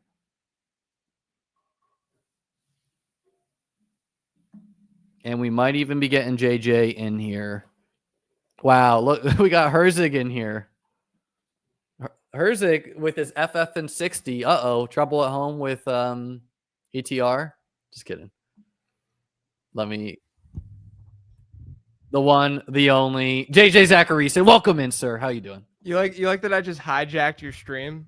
No, you didn't hijack anything. I wanted this, right? No, I love that you're in here. I saw you were live, and I was like, I'm gonna check out what Liam's doing, and then I'm like, you know what? I'm kind of overdoing stuff in my computer right now, so I'm gonna lay back and just give you some commentary as you do this. We get that a lot, and I don't always invite them on, but look at that. Thank you. When Dalvin Cook signed with the Jets, I think I was live with, I don't remember, maybe Davis, or Pat or something. And then next, you blinked, and all of a sudden we had I just fired off the link to everyone, right? Sam Sherman, Evan Silva joined first time. They just kept piling in. That's hilarious. Daigle, right? So we had a very impromptu draft. We got Herzig in this draft, by the way. Oh snap! Was that just out of nowhere? That was out of random. Yeah, I like to join the DK ones without warning people always, so that we can just catch an organic lobby. Oh yeah, there's some crazy stuff that happens on DK. I just took Brian Thomas at the 102 for uniqueness sakes. In your last Underdog draft? Yeah, my last Underdog draft. So I'm okay mixing it up here, JJ. If there's a guy who, assuming Jamar Chase is not there, which he's gone, if there's a guy who speaks to you, ranked anywhere in the top 15 players, I'm down to do it. I think that you should just take Justin Jefferson or CeeDee Lamb. Okay, all right.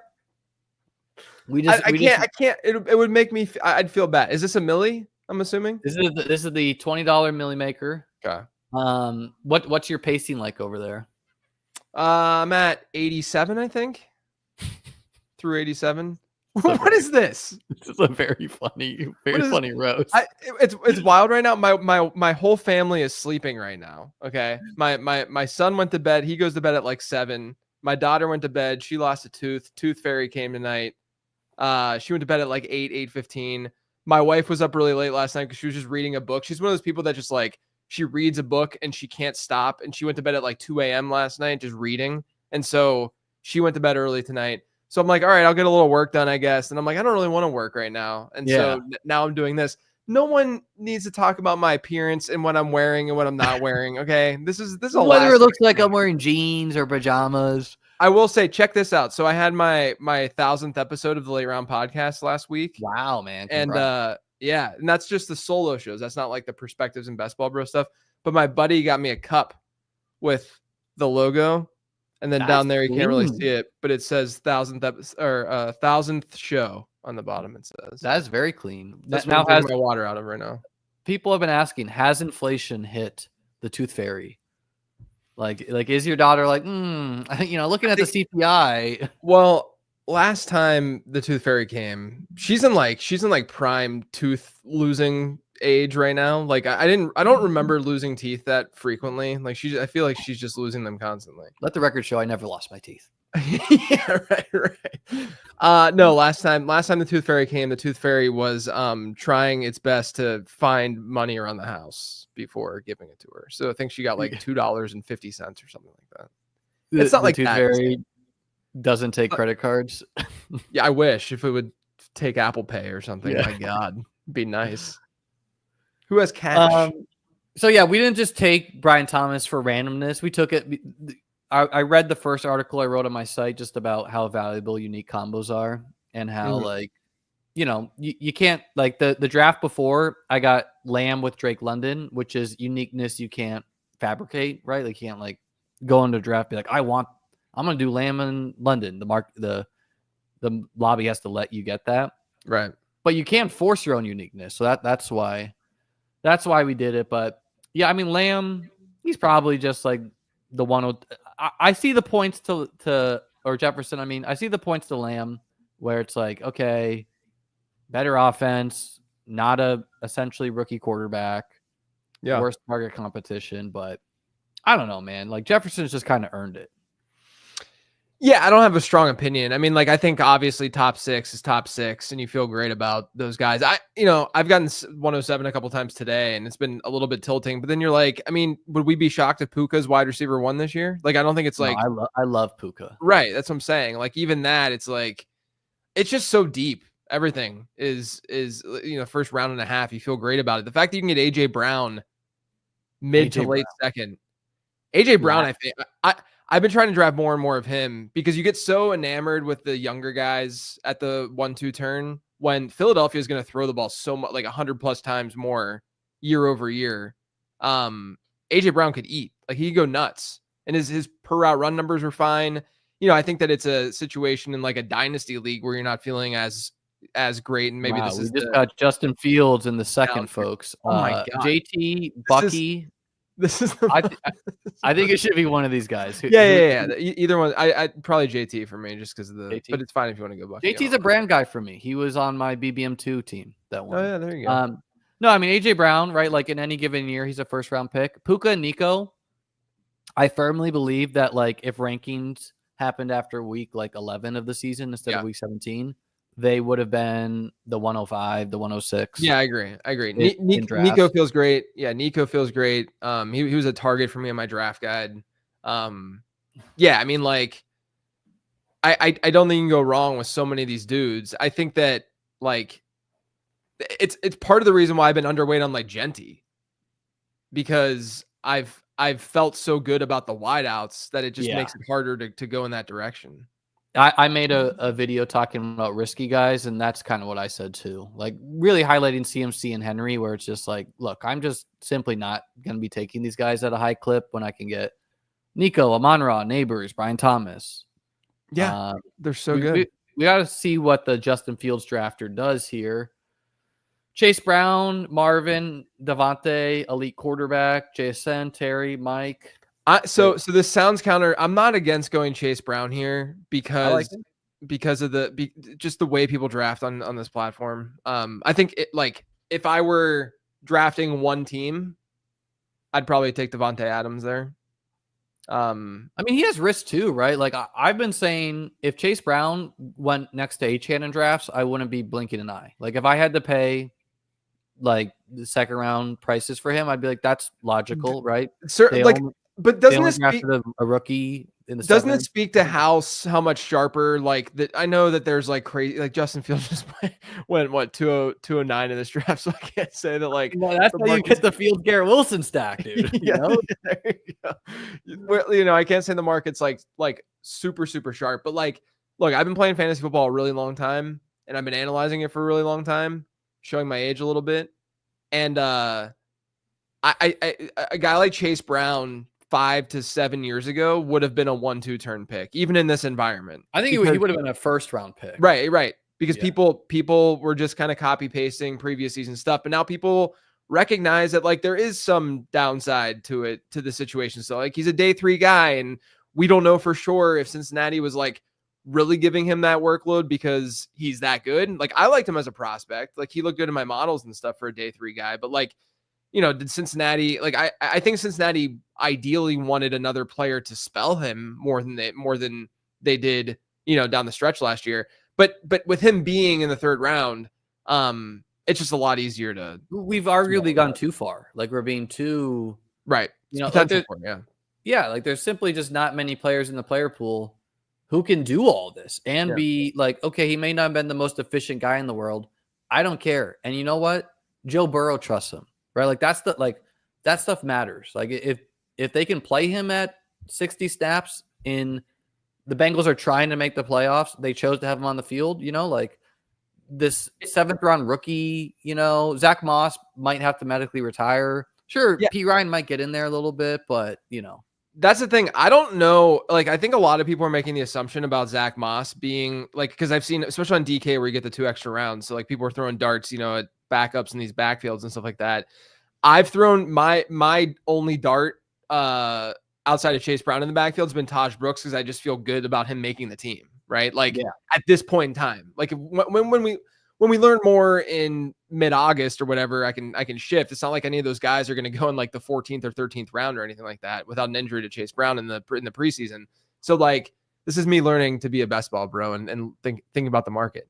I like Moss more, but I'm uneasy about it. Like, I just know that he might medically retire. But the other thing too is that like we have seen P. Ryan in this offense, and P. Ryan played the long down and distance role. He was so bad though last year. The pass catching role. He's still decent though on a per route run basis. Like he still was fine in Cincinnati. And so like, my fear is that like they have a tie to P. Ryan, and like, I fear that he would steal some of that work and be just more of a nuisance than anything else. That's it. That's all it is. I don't have like strong feelings about it. I'm still drafting Chase Brown, but I think that's the downside is that the role of that player exists, outside of Chase Brown. Because last year down the stretch, it was Chase Brown. I think it's that like I view Brown kind of like Cook, where even if they're not playing 3rd downs, they're going to get targets on 1st and 2nd, Right. So it's like, yeah. People definitely overstate that side. Like there's some players where they're going to play a very clear negative game script role. Like I've drafted Justice Hill a good bit. All right, we're on the clock. You want to do JMO for the Jefferson correlation? Moore's here if you love him. JMO's fun, yeah. How you feeling about Rice and Worthy? Man, I fired off a tweet and I just wish I never did. My God, just came to your door. Obnoxious mentions like this, and I'm reminded every time I just send a tweet. I'm reminded like, why do I tweet? Like, why do I even send it? And my tweet wasn't even like controversial. This is what I said. I said, this is after the Rashee Rice news. Okay, I said I just got Xavier Worthy at 507. Okay, I was gonna take him in the 4th, but Breece Hall fell, so I got Breece Hall in the mid 4th, and Rashee Rice went 210. It's like people have no idea yesterday happened. I feel like I'm living in the future. That's what I said, right? And completely like non-controversial take, because clearly Rashee Rice was going to fall in ADP and Xavier Worthy was going to rise, right? And so I got Worthy at a discount, and then Rashee Rice was still in that spot. The responses were so bizarre to me, because people are coming back and they're like, oh, if he misses the beginning of the season, it just doesn't matter that much. No, it's still like, it's okay if you drafted Rashee. Like I was drafting Rashee Rice too, but like I had like 9% or something, but like, it's okay to adjust your priors. You know what I mean? Like it's okay to be like, okay, yeah, he might get a 6-game suspension. And if you're not moving him after a 6-game suspension, then you should be way, way overweight on Brandon Ayuk and Chris Godwin and these guys who are missing the Flowers, Metcalf. Devontae Smith is my favorite. Oh, Metcalf probably too. Oh, but either way, it's fine. We did Smith. Yeah.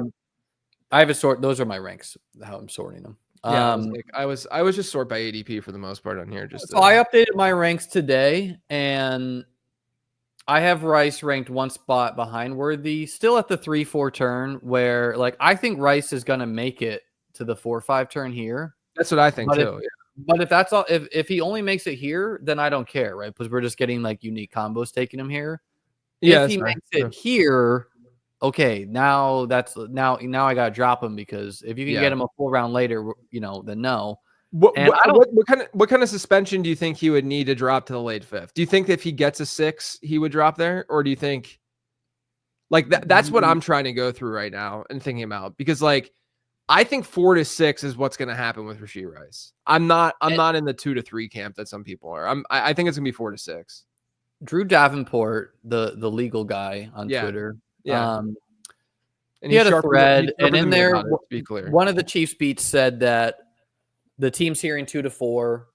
It's sounding like it will probably be mostly closer to 4. Like, I think he's going to get 4. And if he only gets 4, like, okay, yes, it does give Worthy a chance to absolutely shine, right? Mm-hmm. Which, like, this could always maybe have happened, right? Like, Worthy might be the next Tyreek Hill. But, I mean, like, man, what Rashee Rice did at the start of last year, the end of his rookie year. Like, I know this guy's a stud. So, like, I just don't really care if he gets only 4 games. If he's healthy, So it's like, I don't know. I'm going to be taking him a lot in the 4th for now.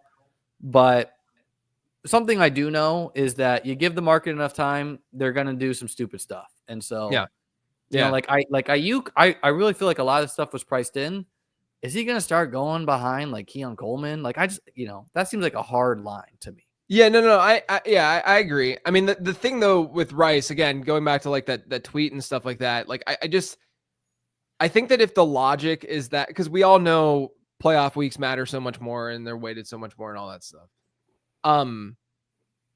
But we can't just like sit here and say nothing else matters. Like that, like, and like you said, like obviously you're bumping him down. I'm assuming you probably had him like mid to late second before. I had him ranked so like I care about the game theory side, right? So it's like I had him ranked 2-3 turn pretty much the whole season. Yeah. And I was not someone ever taking him in the middle second, because like I was getting him in the 3rd, I was getting him in the 4th. So I'm just simply never taking him over Lad, period. Right. Yeah. And this protects you, right? Like this protects you when this stuff happens or an injury happens, right? 100%. Like same thing last year. I was like, look, I think Rice is going to be awesome. I'm not taking him because there's like 50,000 teams that have him in the 6th round. I'm not taking him in the 3rd. And then he was awesome and he got hurt, right? Like that's part of the game. Yeah, right.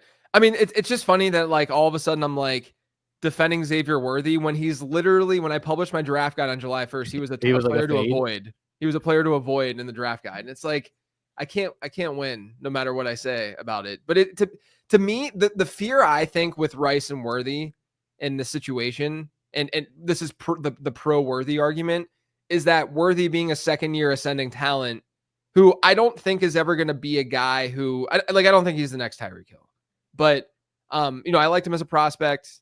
Thought he showed up second half of last year, but I think there's a lot of reasons for that. If you look at he's too fast for you, he's in the John Ross camp. Yeah. Now people are gonna throw that on Twitter that I was talking about. Xavier JJ hates fast guys. Yeah. No, like I all right, we're on the clock. We'll make this choice first. Olave, Jennings, running back is like Montgomery, Jones. Probably Olave. I just love him, man. Like, Jennings is one of my highest drafted players. Jennings is falling because of the Jennings is falling for unknown reasons. The holdout news or the hold in news. I felt uneasy about Godwin this whole time. Like I just kind of like too. Close my eyes and take him, but like I never really understood why the market was like, yes, Ayuk is significantly hurt, and then Godwin, we just okay, both teams trying to pay him crazy amount of money made me not so concerned, but I don't know, like he could just be not quite the same. Yeah. But like the Xavier Worthy stuff, like the thing that does concern me a little bit, because when Worthy blew up last year, the second half of last year and in the playoffs and stuff, his role did change in that offense. He was not used nearly as much down the field. A lot of lower ADOT looks, a lot of more manufactured looks, and that's fine. But when you have another, and he wasn't playing a duplicate role of Rashee Rice. He wasn't just like playing the Rashee Rice role. But when you have those quick outs and those first read targets, like when you have a guy like Rashee Rice on the field, that obviously shifts, right? Like it's not like Xavier Worthy then all of a sudden is going to see the same type of target share. And so the logic for me is I do think that with Rashee Rice likely missing time to start the year and being suspended to start the year, there is a chance that Worthy establishes himself as a important and integral part of that offense. Have you been drafting Addison? I do, yeah. Shakir also makes sense for this team. Week 17 correlation. Yeah, Shakir, or I mean, if you're going, I haven't been drafting Addison that much because I'm assuming his ADP is going to fall, but maybe it's not going to fall. I have him ranked way above his ADP on DK. Addison, I like. Let's just go Addison because we have Jefferson and.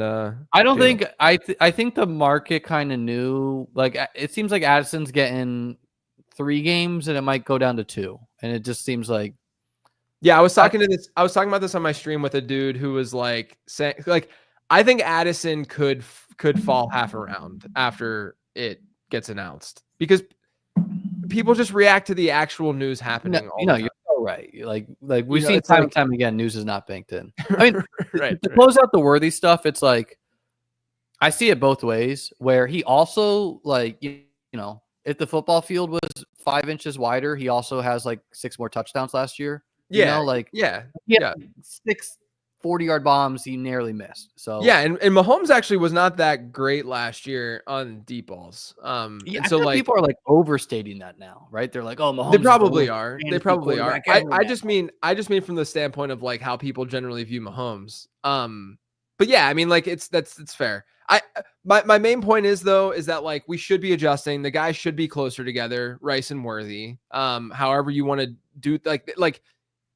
They had what 2 to 3 round difference, especially on DK. Like I got Xavier Worthy in the 5th. They opened up both at the 3-4 using Underdog market, and then Worthy for 1 week actually fell to the 5th after the but more news could come from that, right? Like this like violence case that turned out not to be violence. Like who knows? Like we've seen stuff like that come and then go away and then come again. Anyways, he fell. Then he rose. Now he's rising back up. Rice rise back up. Now he's going back down. So yeah, a lot of movement on those guys. By the way, just to talk about this draft real quick, we have a Lamar drafter going with Mahomes. We have an Allen drafter going with Hurts. I love it. We have obviously the Fields guy, which honestly, like his team is like totally normal other than doing this. So it's not even like that crazy to me. I don't understand. I just don't like. I want to just like sit with people who do that and ask them questions about more than just fantasy football. Like just pick their brain. That's why I love that comment on you when you're like, who should I have on becoming a best ball bro? And I was like, no, there should be a way to like directly phone these guys up and be like, look, man, I want you. It's okay. I know you're on 10 Miller Lights right now. Come on in. Come on in the chat. Yes. Yeah. But no, I mean, like when people do this though, in these drafts, like you just like DK, and I know a lot of people watching and stuff aren't as big on DK, but like, or they might not be, but like the quarterback firewall is very real.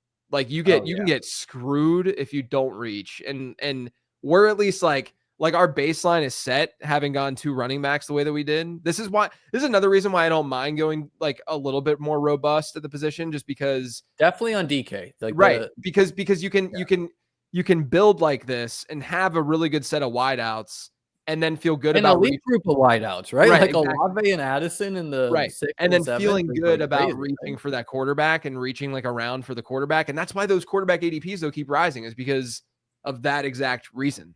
Yeah, like a good portion of these drafts, I would simply go Goff and McCarthy here and just not care about. I mean, we're gonna go at Pearsall here because this is crazy, and he is literally coming off a pup. I keep drafting. He's coming off a pup this week, but the way you guys see what DK does here, they do out symbol, like any site that hits them with the Q tags, the O tags, that really matters on the market. So Drafters does this, DK does this.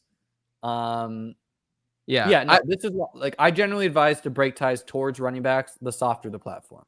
Yeah, and then look, like you can get these too, and then I'll get just like the Justice Hills of or whomever, and like have like 5 guys, 3 late, and just be done, and just feel good about it. And then take an upside rookie or something like that. But Yeah, I mean, like you can get away with a lot of different stuff on here just because it is softer. It's awesome. Even this guy's room, like it's not like I don't think his team is dead. He has 4 reasonable running backs. He has 3 reasonable wide receivers, right? Like Yeah, this guy could definitely. it'll be interesting to see what his wideout room looks like at the end of the draft. Well, I mean, usually drafters like this don't value wide receiver enough, Right? But right. Okay, so we have a lot of guys who make sense for us. Purdy goes randomly. Goff is here if we want to secure a quarterback.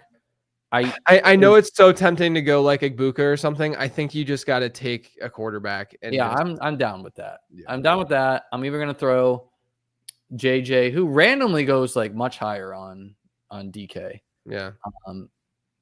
You would think that no one really wants to go McCarthy naked. There is the Hawk drafter, but again, we don't know. We have no idea. Dallas Goedert and Kincaid go to the Hurts and Allen drafter. That's like it gets logical at least what his reach is doing there. Yeah.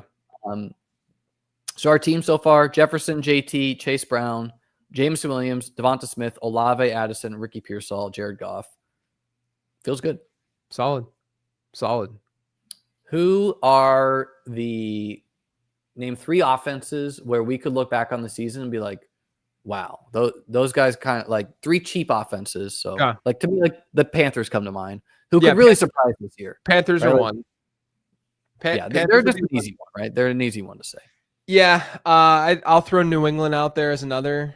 People are very high on them, even in the betting markets. Like I don't know if the offense will get there, but like yeah.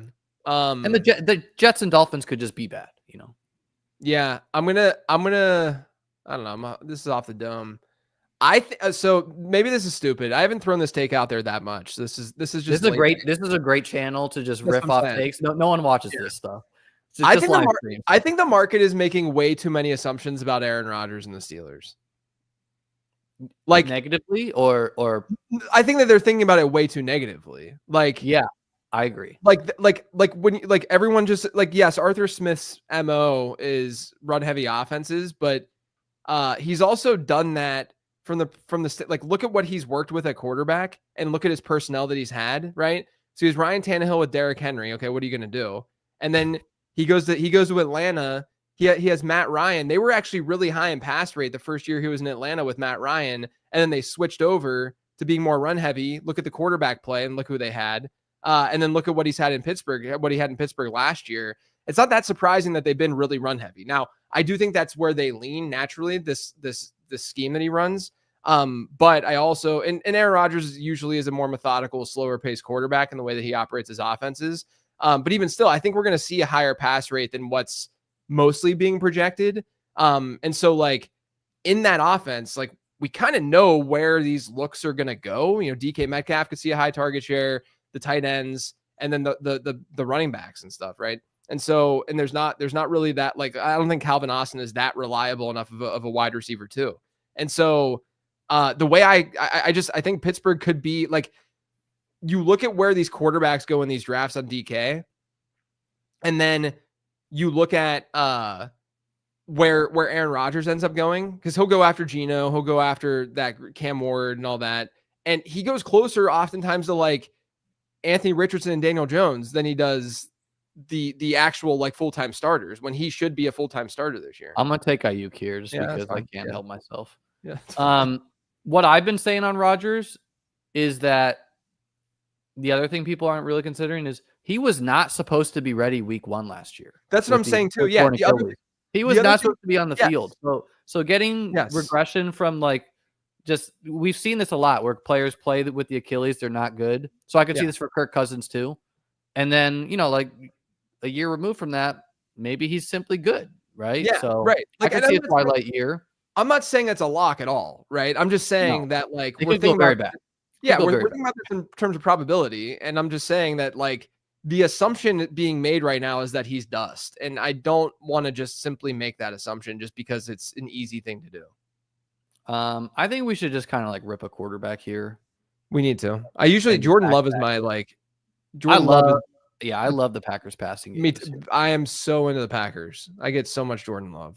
I think in this room we might even just be able to get Kraft on like the full wrap. Nope, Kraft is gone. Yeah, I think Kraft won. But Romeo Doubs is We get him. We get So Marshawn cheap. Lloyd.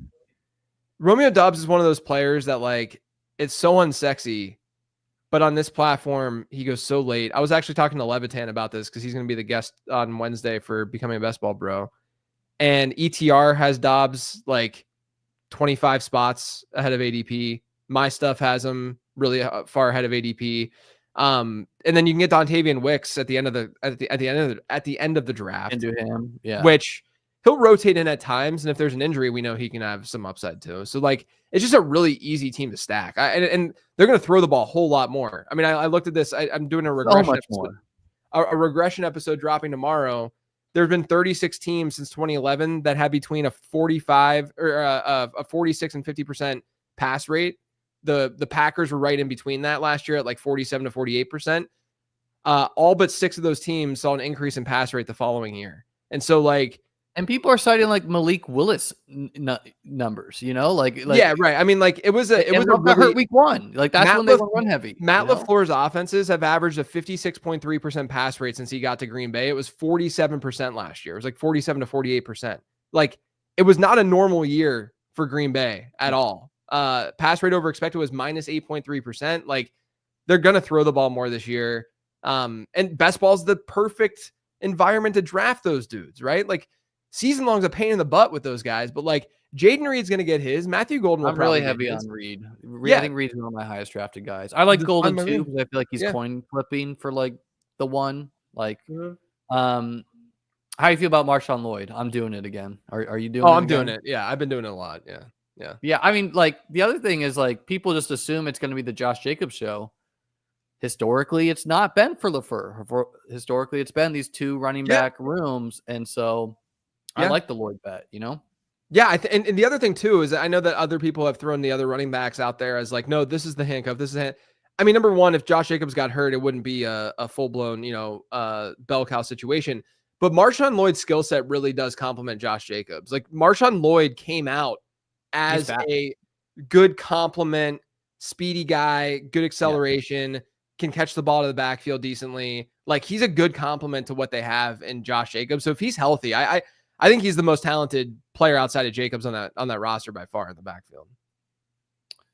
Yeah, right. Like Emmanuel Wilson, whatever. By the Love pick was really good. Like Cam Ward goes, Tua going, Penix going. So like if you folks are used to Underdog, draft on DK, you got to bend the knee and get your guys here. Right. And like I feel good. Like I feel strong enough at quarterback with Goff and Love that I don't stress the third quarterback here. Right. Like if a third quarterback fits, great.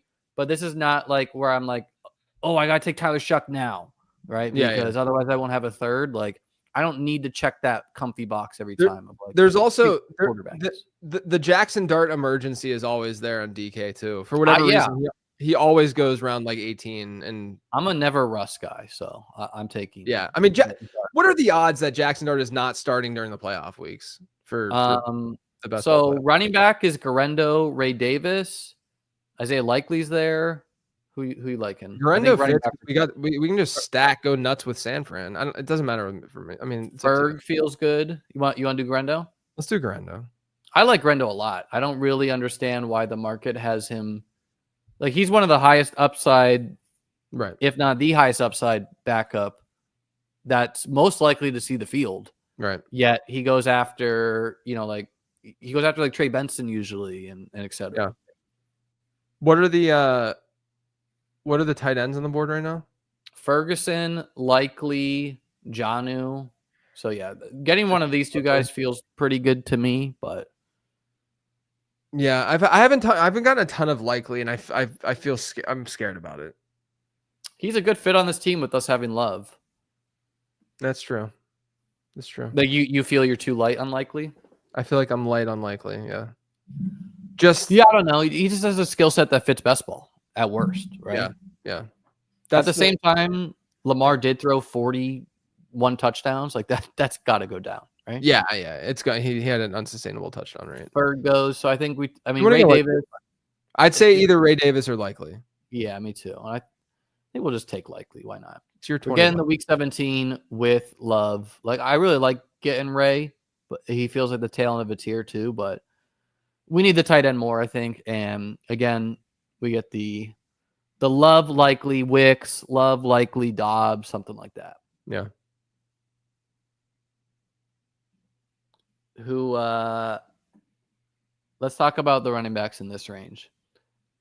But via normal ADPs. So I'll offer Swift, Caleb, Montgomery, Pacheco, Aaron Jones, Pollard, B-Rob. Who are your guys? You can't include Travion Henderson there for me? No. Swift to B-Rob, exclude Mason, exclude Warren, exclude ETN. All the other running backs on this in this year. This is these are the guys who would be the dead zone. That's why I'm not very overweight on I'm just not overweight on those profiles, right? I'll get Montgomery when the game stack is there for me. I still have some I don't mind Montgomery. He actually had like his best receiving season of his career last year when you kind of peel the curtain back. But I'd say of those guys, I'm probably leaning into Pacheco most. Yeah, these are the two who I could just see like cashing in 15 touchdowns. I know. My thing with Brian I just have Brian Robinson is just like a very anti-process JJ process guy. So like I'm never overweight on Brian Robinson. I can see B-Rob. You're just saying you Josh Jacobs it. You know. I can totally see it, and that's the fear in mostly fading him. But Pacheco at least has had that like 9-ish% target share type environment before. Whereas Brian Robinson is at like 5%. Like we know he's going to be that player more than likely. And so Pacheco would probably be my dude, but I'm underweight on all those like non-pass catching guys. I like Swift and Jones. I mean, Swift. I don't like Swift at this price, to be clear. Yeah. And Aaron Jones is creeping closer and closer to Mason, and I understand Mason's going to be the goal line back, but like this seems kind of crazy to me. Jordan Mason went ahead of Aaron Jones in the draft I did earlier today on many drafts. That's happening, right? And I'm just like I don't get that. I mean, there's definitely trends that don't favor Aaron Jones, like age being the main one, obviously, but we always want to lean into the pass catching side. And Jordan Mason. And he's explosive, which we like in best ball, right? We like guys who can run 80 yards. Every receiving metric points to Jordan Mason not being a pass catcher. Like he wasn't used that way in San Francisco. He wasn't used that way in San Francisco. He had really poor yards per out run numbers there. And then you look at college, he wasn't a pass catcher there, but in college he played with Jahmyr Gibbs. So you're like, all right, well, there's at least a reason why he wasn't catching passes. I just don't know if he even if Aaron Jones gets hurt, I still think that they're going to use another player back there to be more of a receiving back. Think about than Dobbs. Yeah, to me. Yeah, yep. That fell nicely. Yeah, that's what I'm saying though. He goes like, and this is a great Ray Davis went after Algier, Benson, Sampson, and Blue. That's kind of crazy. Yeah. Hollywood went after QJ, Beck, Kyle Williams. Man, how are you feeling? How's the prospect model feel about Kyle Williams? How's it feel about Jaden Blue? How's it feel about Cam Scatterbo? I cannot co-sign Cam Scatterbo. I cannot co-sign Kyle Williams. This ADP is more tenable, but on Underdog, man, it is crazy. Yeah, I do like Tootin. That one I like, but talk to me about these rookies. I haven't drafted much Cam Scatterbo at all. I think that in that ambiguous backfield, like again, going back to the trends and the things that I look for, like middle round running backs, that's RB19 to RB42 historically. You want year 2 guys more than rookies actually, and you want pass catchers. And Tyrone Tracy, that's what he. Yeah, I know. Like Tracy. Yeah, like Tracy profiles as that dude better than Scatterbo. Now Scatterbo can play all 3 downs. Don't get me wrong, but I think Tracy's a little bit. I think we should take Strange here. I just think Strange is the pick. That's fine. And by the way, as an aside with Brenton Strange, I swear to God, if Noah Fant signs in Jacksonville, I think he's going to be a Dolphin, but he could be fine. Don't sign in Jacksonville. I'm so heavy on Brenton Strange. I can't have Noah Fant sign. Strange is a good fit in PPR too. Yeah. Even if Fant signed in Jacksonville, I kind of feel like he would be the two. Yeah, I kind of do too. Yeah. But yeah, so like Scatterbo, it's hard for me to get there. It's hard for me to get there, especially when you're likely going to have a rookie quarterback towards the end of the year. He goes in the 8th sometimes. I know. Price wise, it's just really hard to get behind it. And then who are the other ones? Jaden Blue and Kyle Williams. So Kyle Williams was there's two guys in my prospect model pre-draft whenever I did all the profiles where I'm like, yeah, these guys actually have pretty decent production profiles, but they're, day 3 picks. It's not going to be that important. One was Kyle Williams. The other one was Pat Bryant. Okay. Pat Bryant was way bigger of a surprise on draft day going day 2. Kyle Williams was getting a lot of steam from film watchers and stuff heading into the draft. So I kind of figured he would be a late day 2 guy or, in day 2. I he think got steam after the Chris Sims thing. What's that? Oh yeah. Didn't he have him at like wide receiver 2 or something like that? Yeah, like 1, I think maybe. Yeah, something really insane. But my cousin, who's like a big Pats fan, says that he like used to work for them, so he probably had the inside skinny that they were going to draft him or something, and that's why he ranked them high.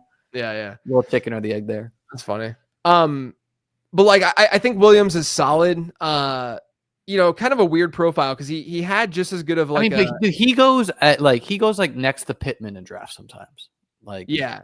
I mean, like that, like where he went in this draft, that's fine. Where he went here, I think is totally fine. I agree. Yeah. After Tillman, after Kirk, after Burden, like that is a different story. Right. Like this is close to have what I have him ranked on, where we're just kind of like hoping in it.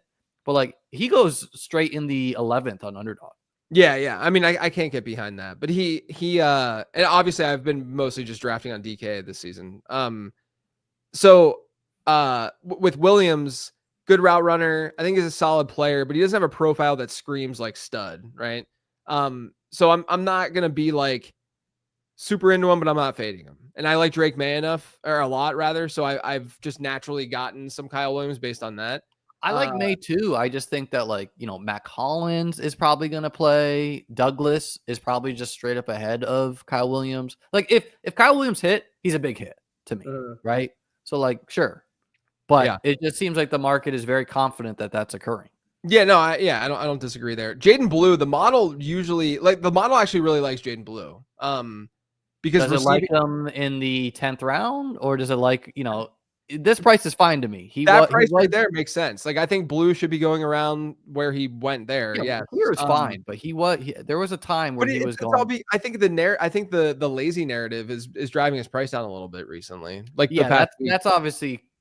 I mean, I don't know. Like that's maybe true, maybe just like an opinion reported as a. I do know that be motivation from a coach. The interesting thing with the Blue stuff is that Dane Brugler, who writes The Beast, he's one of the best draft analysts out there. He has more intel on like player character and stuff like that. And one of the things that he referenced in The Beast, I believe, I think I saw a tweet about this, so I could be sourcing this wrong, but I think it was Brugler. He talked about like the exact same thing with Blue. And so maybe it's the same kind of source, right? That's just kind of maybe it's just that being reported now. Exactly. So it could be something like coach being like, look, this guy could be something. Right. Okay, so I think we need running backs most. Braylon and Rico, I like both of them. I mean, either or. Let's have you choose one. I've been trying to get less Rico exposure because I was overexposed because I think there's a non-zero chance Trevor Etienne plays a bigger role than the market's expecting. Yeah, maybe. I don't know.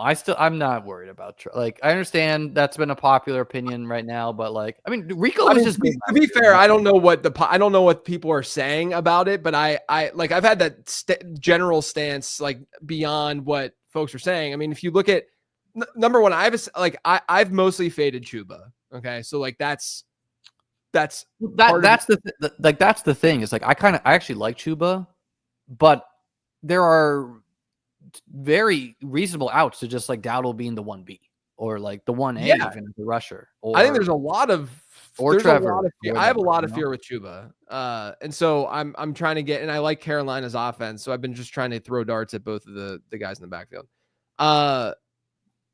Herzig, by the way, drafting Richardson straight up over Daniel Jones, if people care.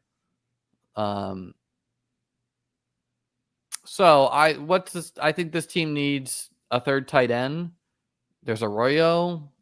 If we want running back, let's do Marshawn Lloyd. He's kind of he's with Love. Yeah. If we want a third quarterback, I think hopefully Dart is there next round. If he's not, hopefully Daniel Jones is there.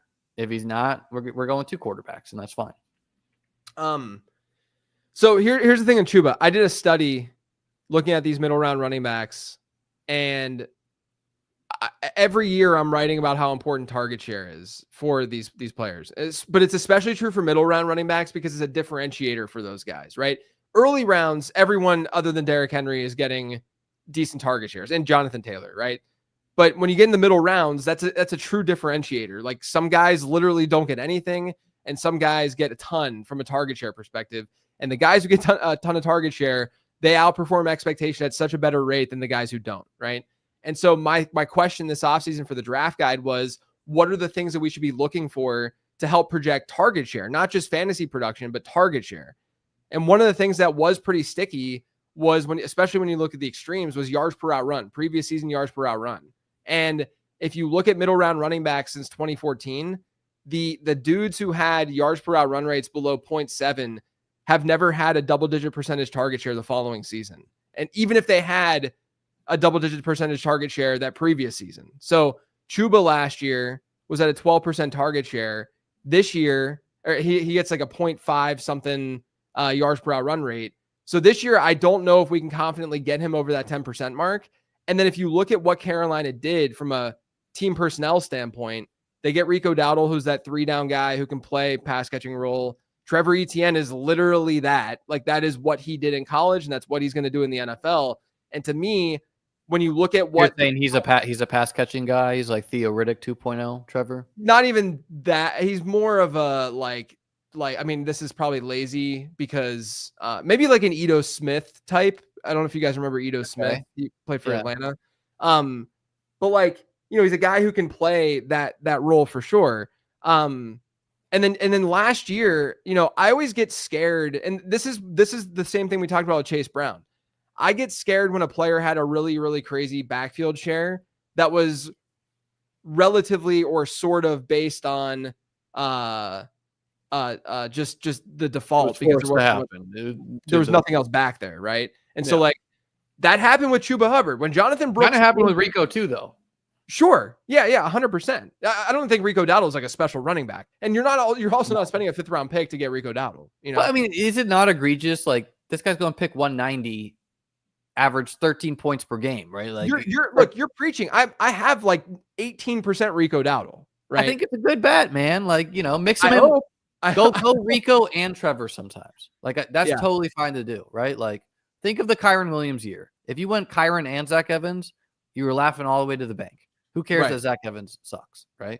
Sure. So with Chuba, it's not that I think that he's like dust. It's more that that's the kind of profile that I don't think is going to be league winning, right? When Kenneth Walker goes right around him. And if you're going to go some steam, Ken Walker is steaming up to like the 4th in a lot of drafts I did today. Yeah. Well, he went like 2 picks different in this one. And so like Kenneth Walker has by far more upside than Chuba Hubbard in my eyes. I still like Chuba, but yeah, I do recognize that there's like some major downside situations.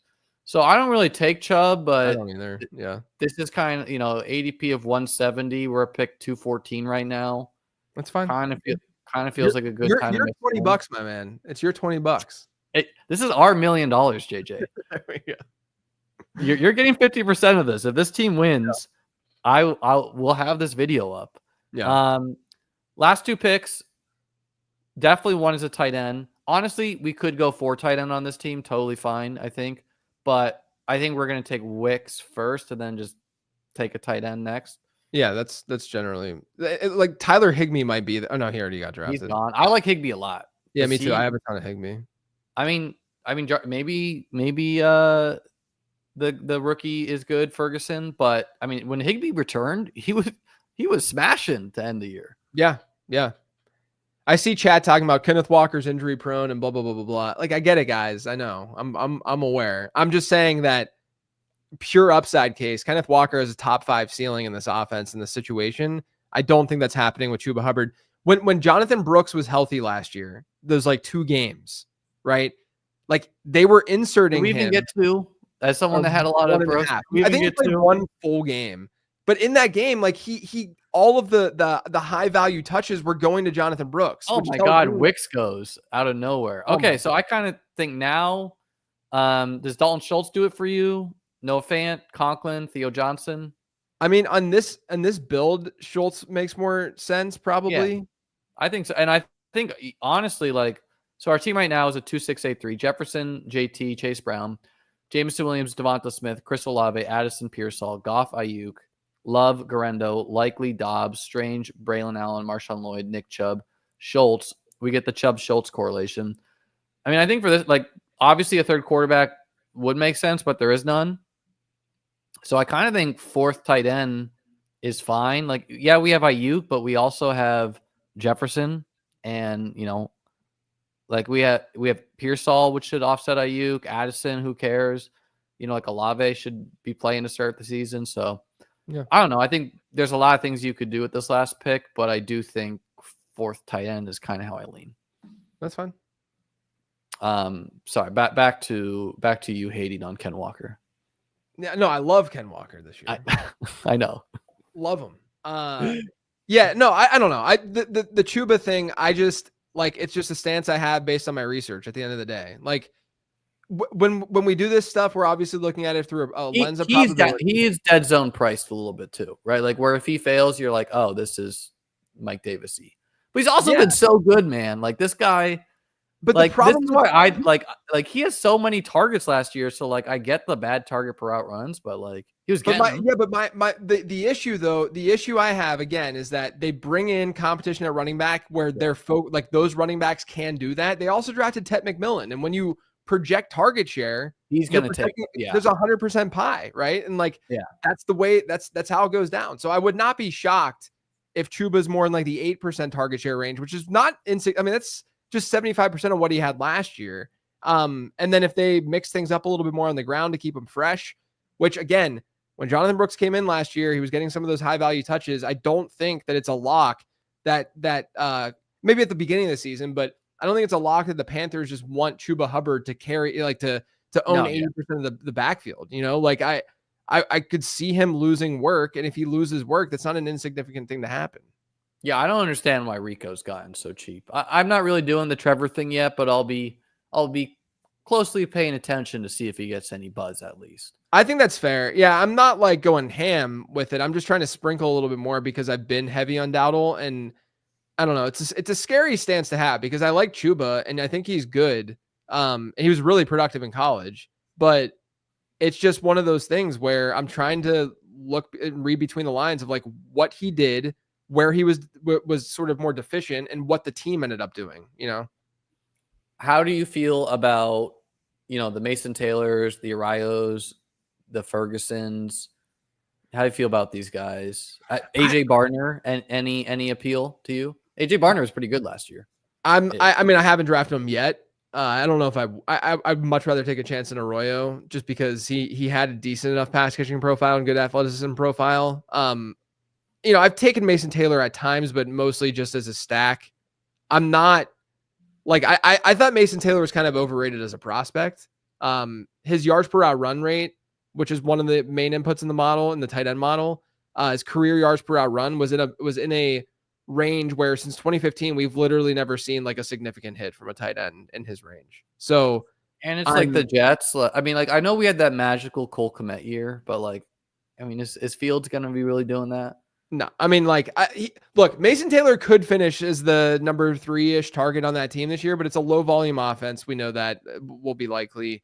And so it's just a little bit difficult to like go like super, super heavy. But like I took him last night in the pros versus Joes that I did and stuff. Like I've taken him. I don't. Harold Fannin. Like I like Harold. Like as prospects, I liked Harold Fannin and Terrence Ferguson. Terrence Ferguson was unbelievable in my prospect. That like Rams hype video has got people like really jazzed up. I didn't even see. Did they publish? It was just like a video of them like Aranda Gadsden. People are jazzed up about him too. It was just a video of them being like, "Yes, we got our guy." Yeah. Conklin makes sense for the Week 17 correlation with the Houston pieces. I personally think he's the Chargers tight end. I do too, actually. Yeah, I've been getting more Conk Daddy than. And then Fant is just getting ahead of him eventually signing somewhere kind of valuable. You call him Conk Daddy. We're doing Conk Daddy. Yeah, I mean, it could be Disley there. It could be Gadsden. It could be Conklin. Did you see have you watched Gadsden? Like he feels like more of like a tweener that like I don't want to say never because I didn't mind him that much of a prospect. I think the downside with Gatson is that he's more of that tweener where like we don't know if it's like Jaheim Bell last year. I don't know if you guys remember him, who got drafted by New England. Like a really interesting prospect and really like you could see a vision for him, but like if they don't use him properly, it could just go south immediately because he's that like not full blown tight end, kind of slot guy. They already have McConkey. It's just kind of hard to envision how they deploy him.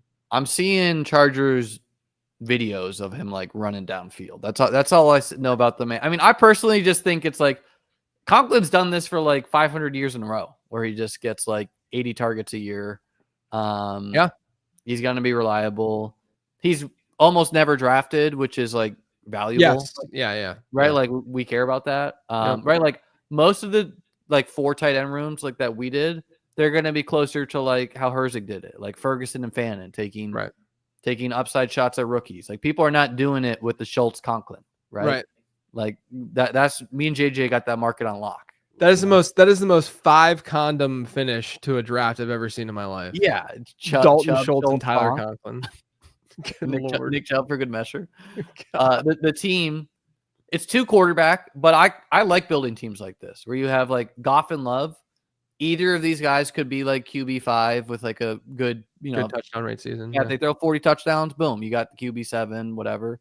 And if so, that's fine. We got some stacks without the quarterback, Jefferson and Addison. We got Pearsall and Ayuk without the quarterback as well, which is just fine, betting on the teams.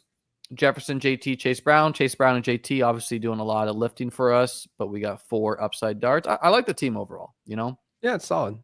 Could have got a lot of different ways. If I walk away from a draft, I'm like, yeah, this can compete, then I'm good.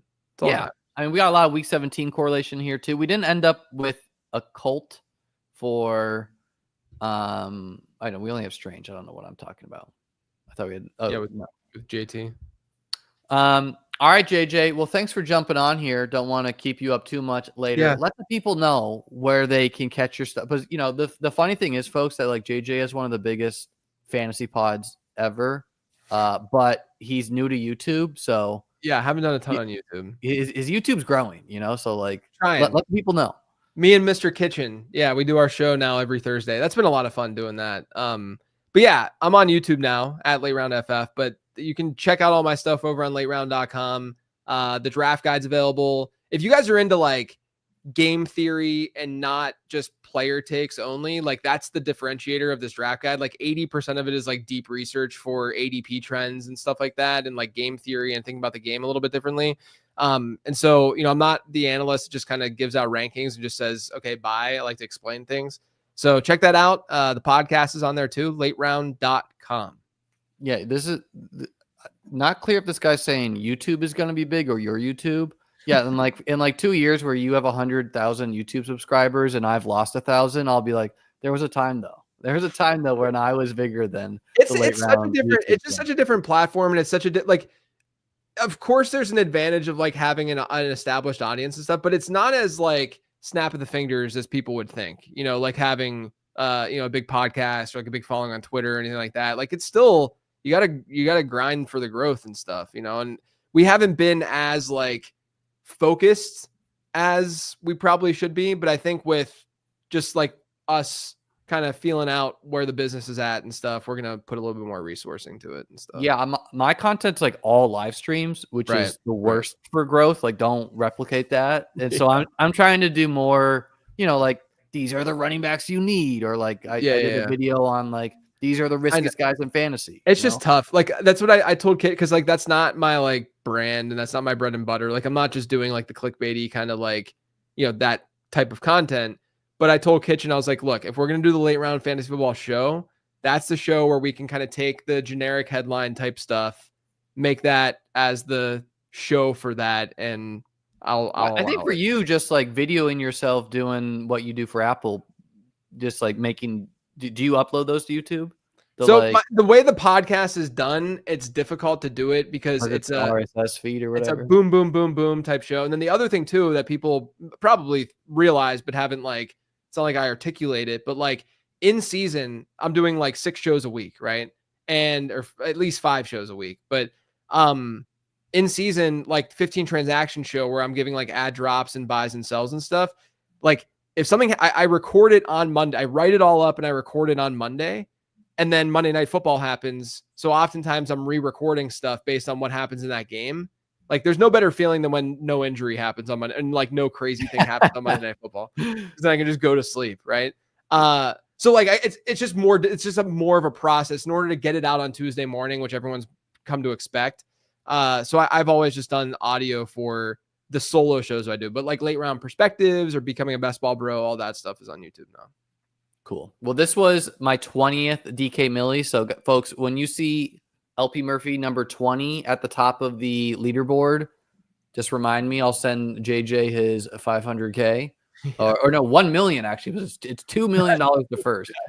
I mean, is DK going to do $5 million to first in the next like 5 years? I feel like they will. I hope, because that means best ball's thriving, baby. Yeah, I mean, best ball is thriving. I mean, we got controversy. We got people attacking JJ for JJ Xavier Worthy tweets. You know, we got it all. I need to stop tweeting. That's the answer. Yeah, I mean, honestly, we all do. Yeah. All right, folks. I appreciate you being here. Be sure to check out JJ's work. He does some of the best in the biz. Thanks for being here. Like, subscribe, join my Discord. I will have fresh eliminator and drafters ranks tomorrow, and I will have an article hitting the site and probably another stream in the evening or in the morning. Appreciate you, folks. Peace out.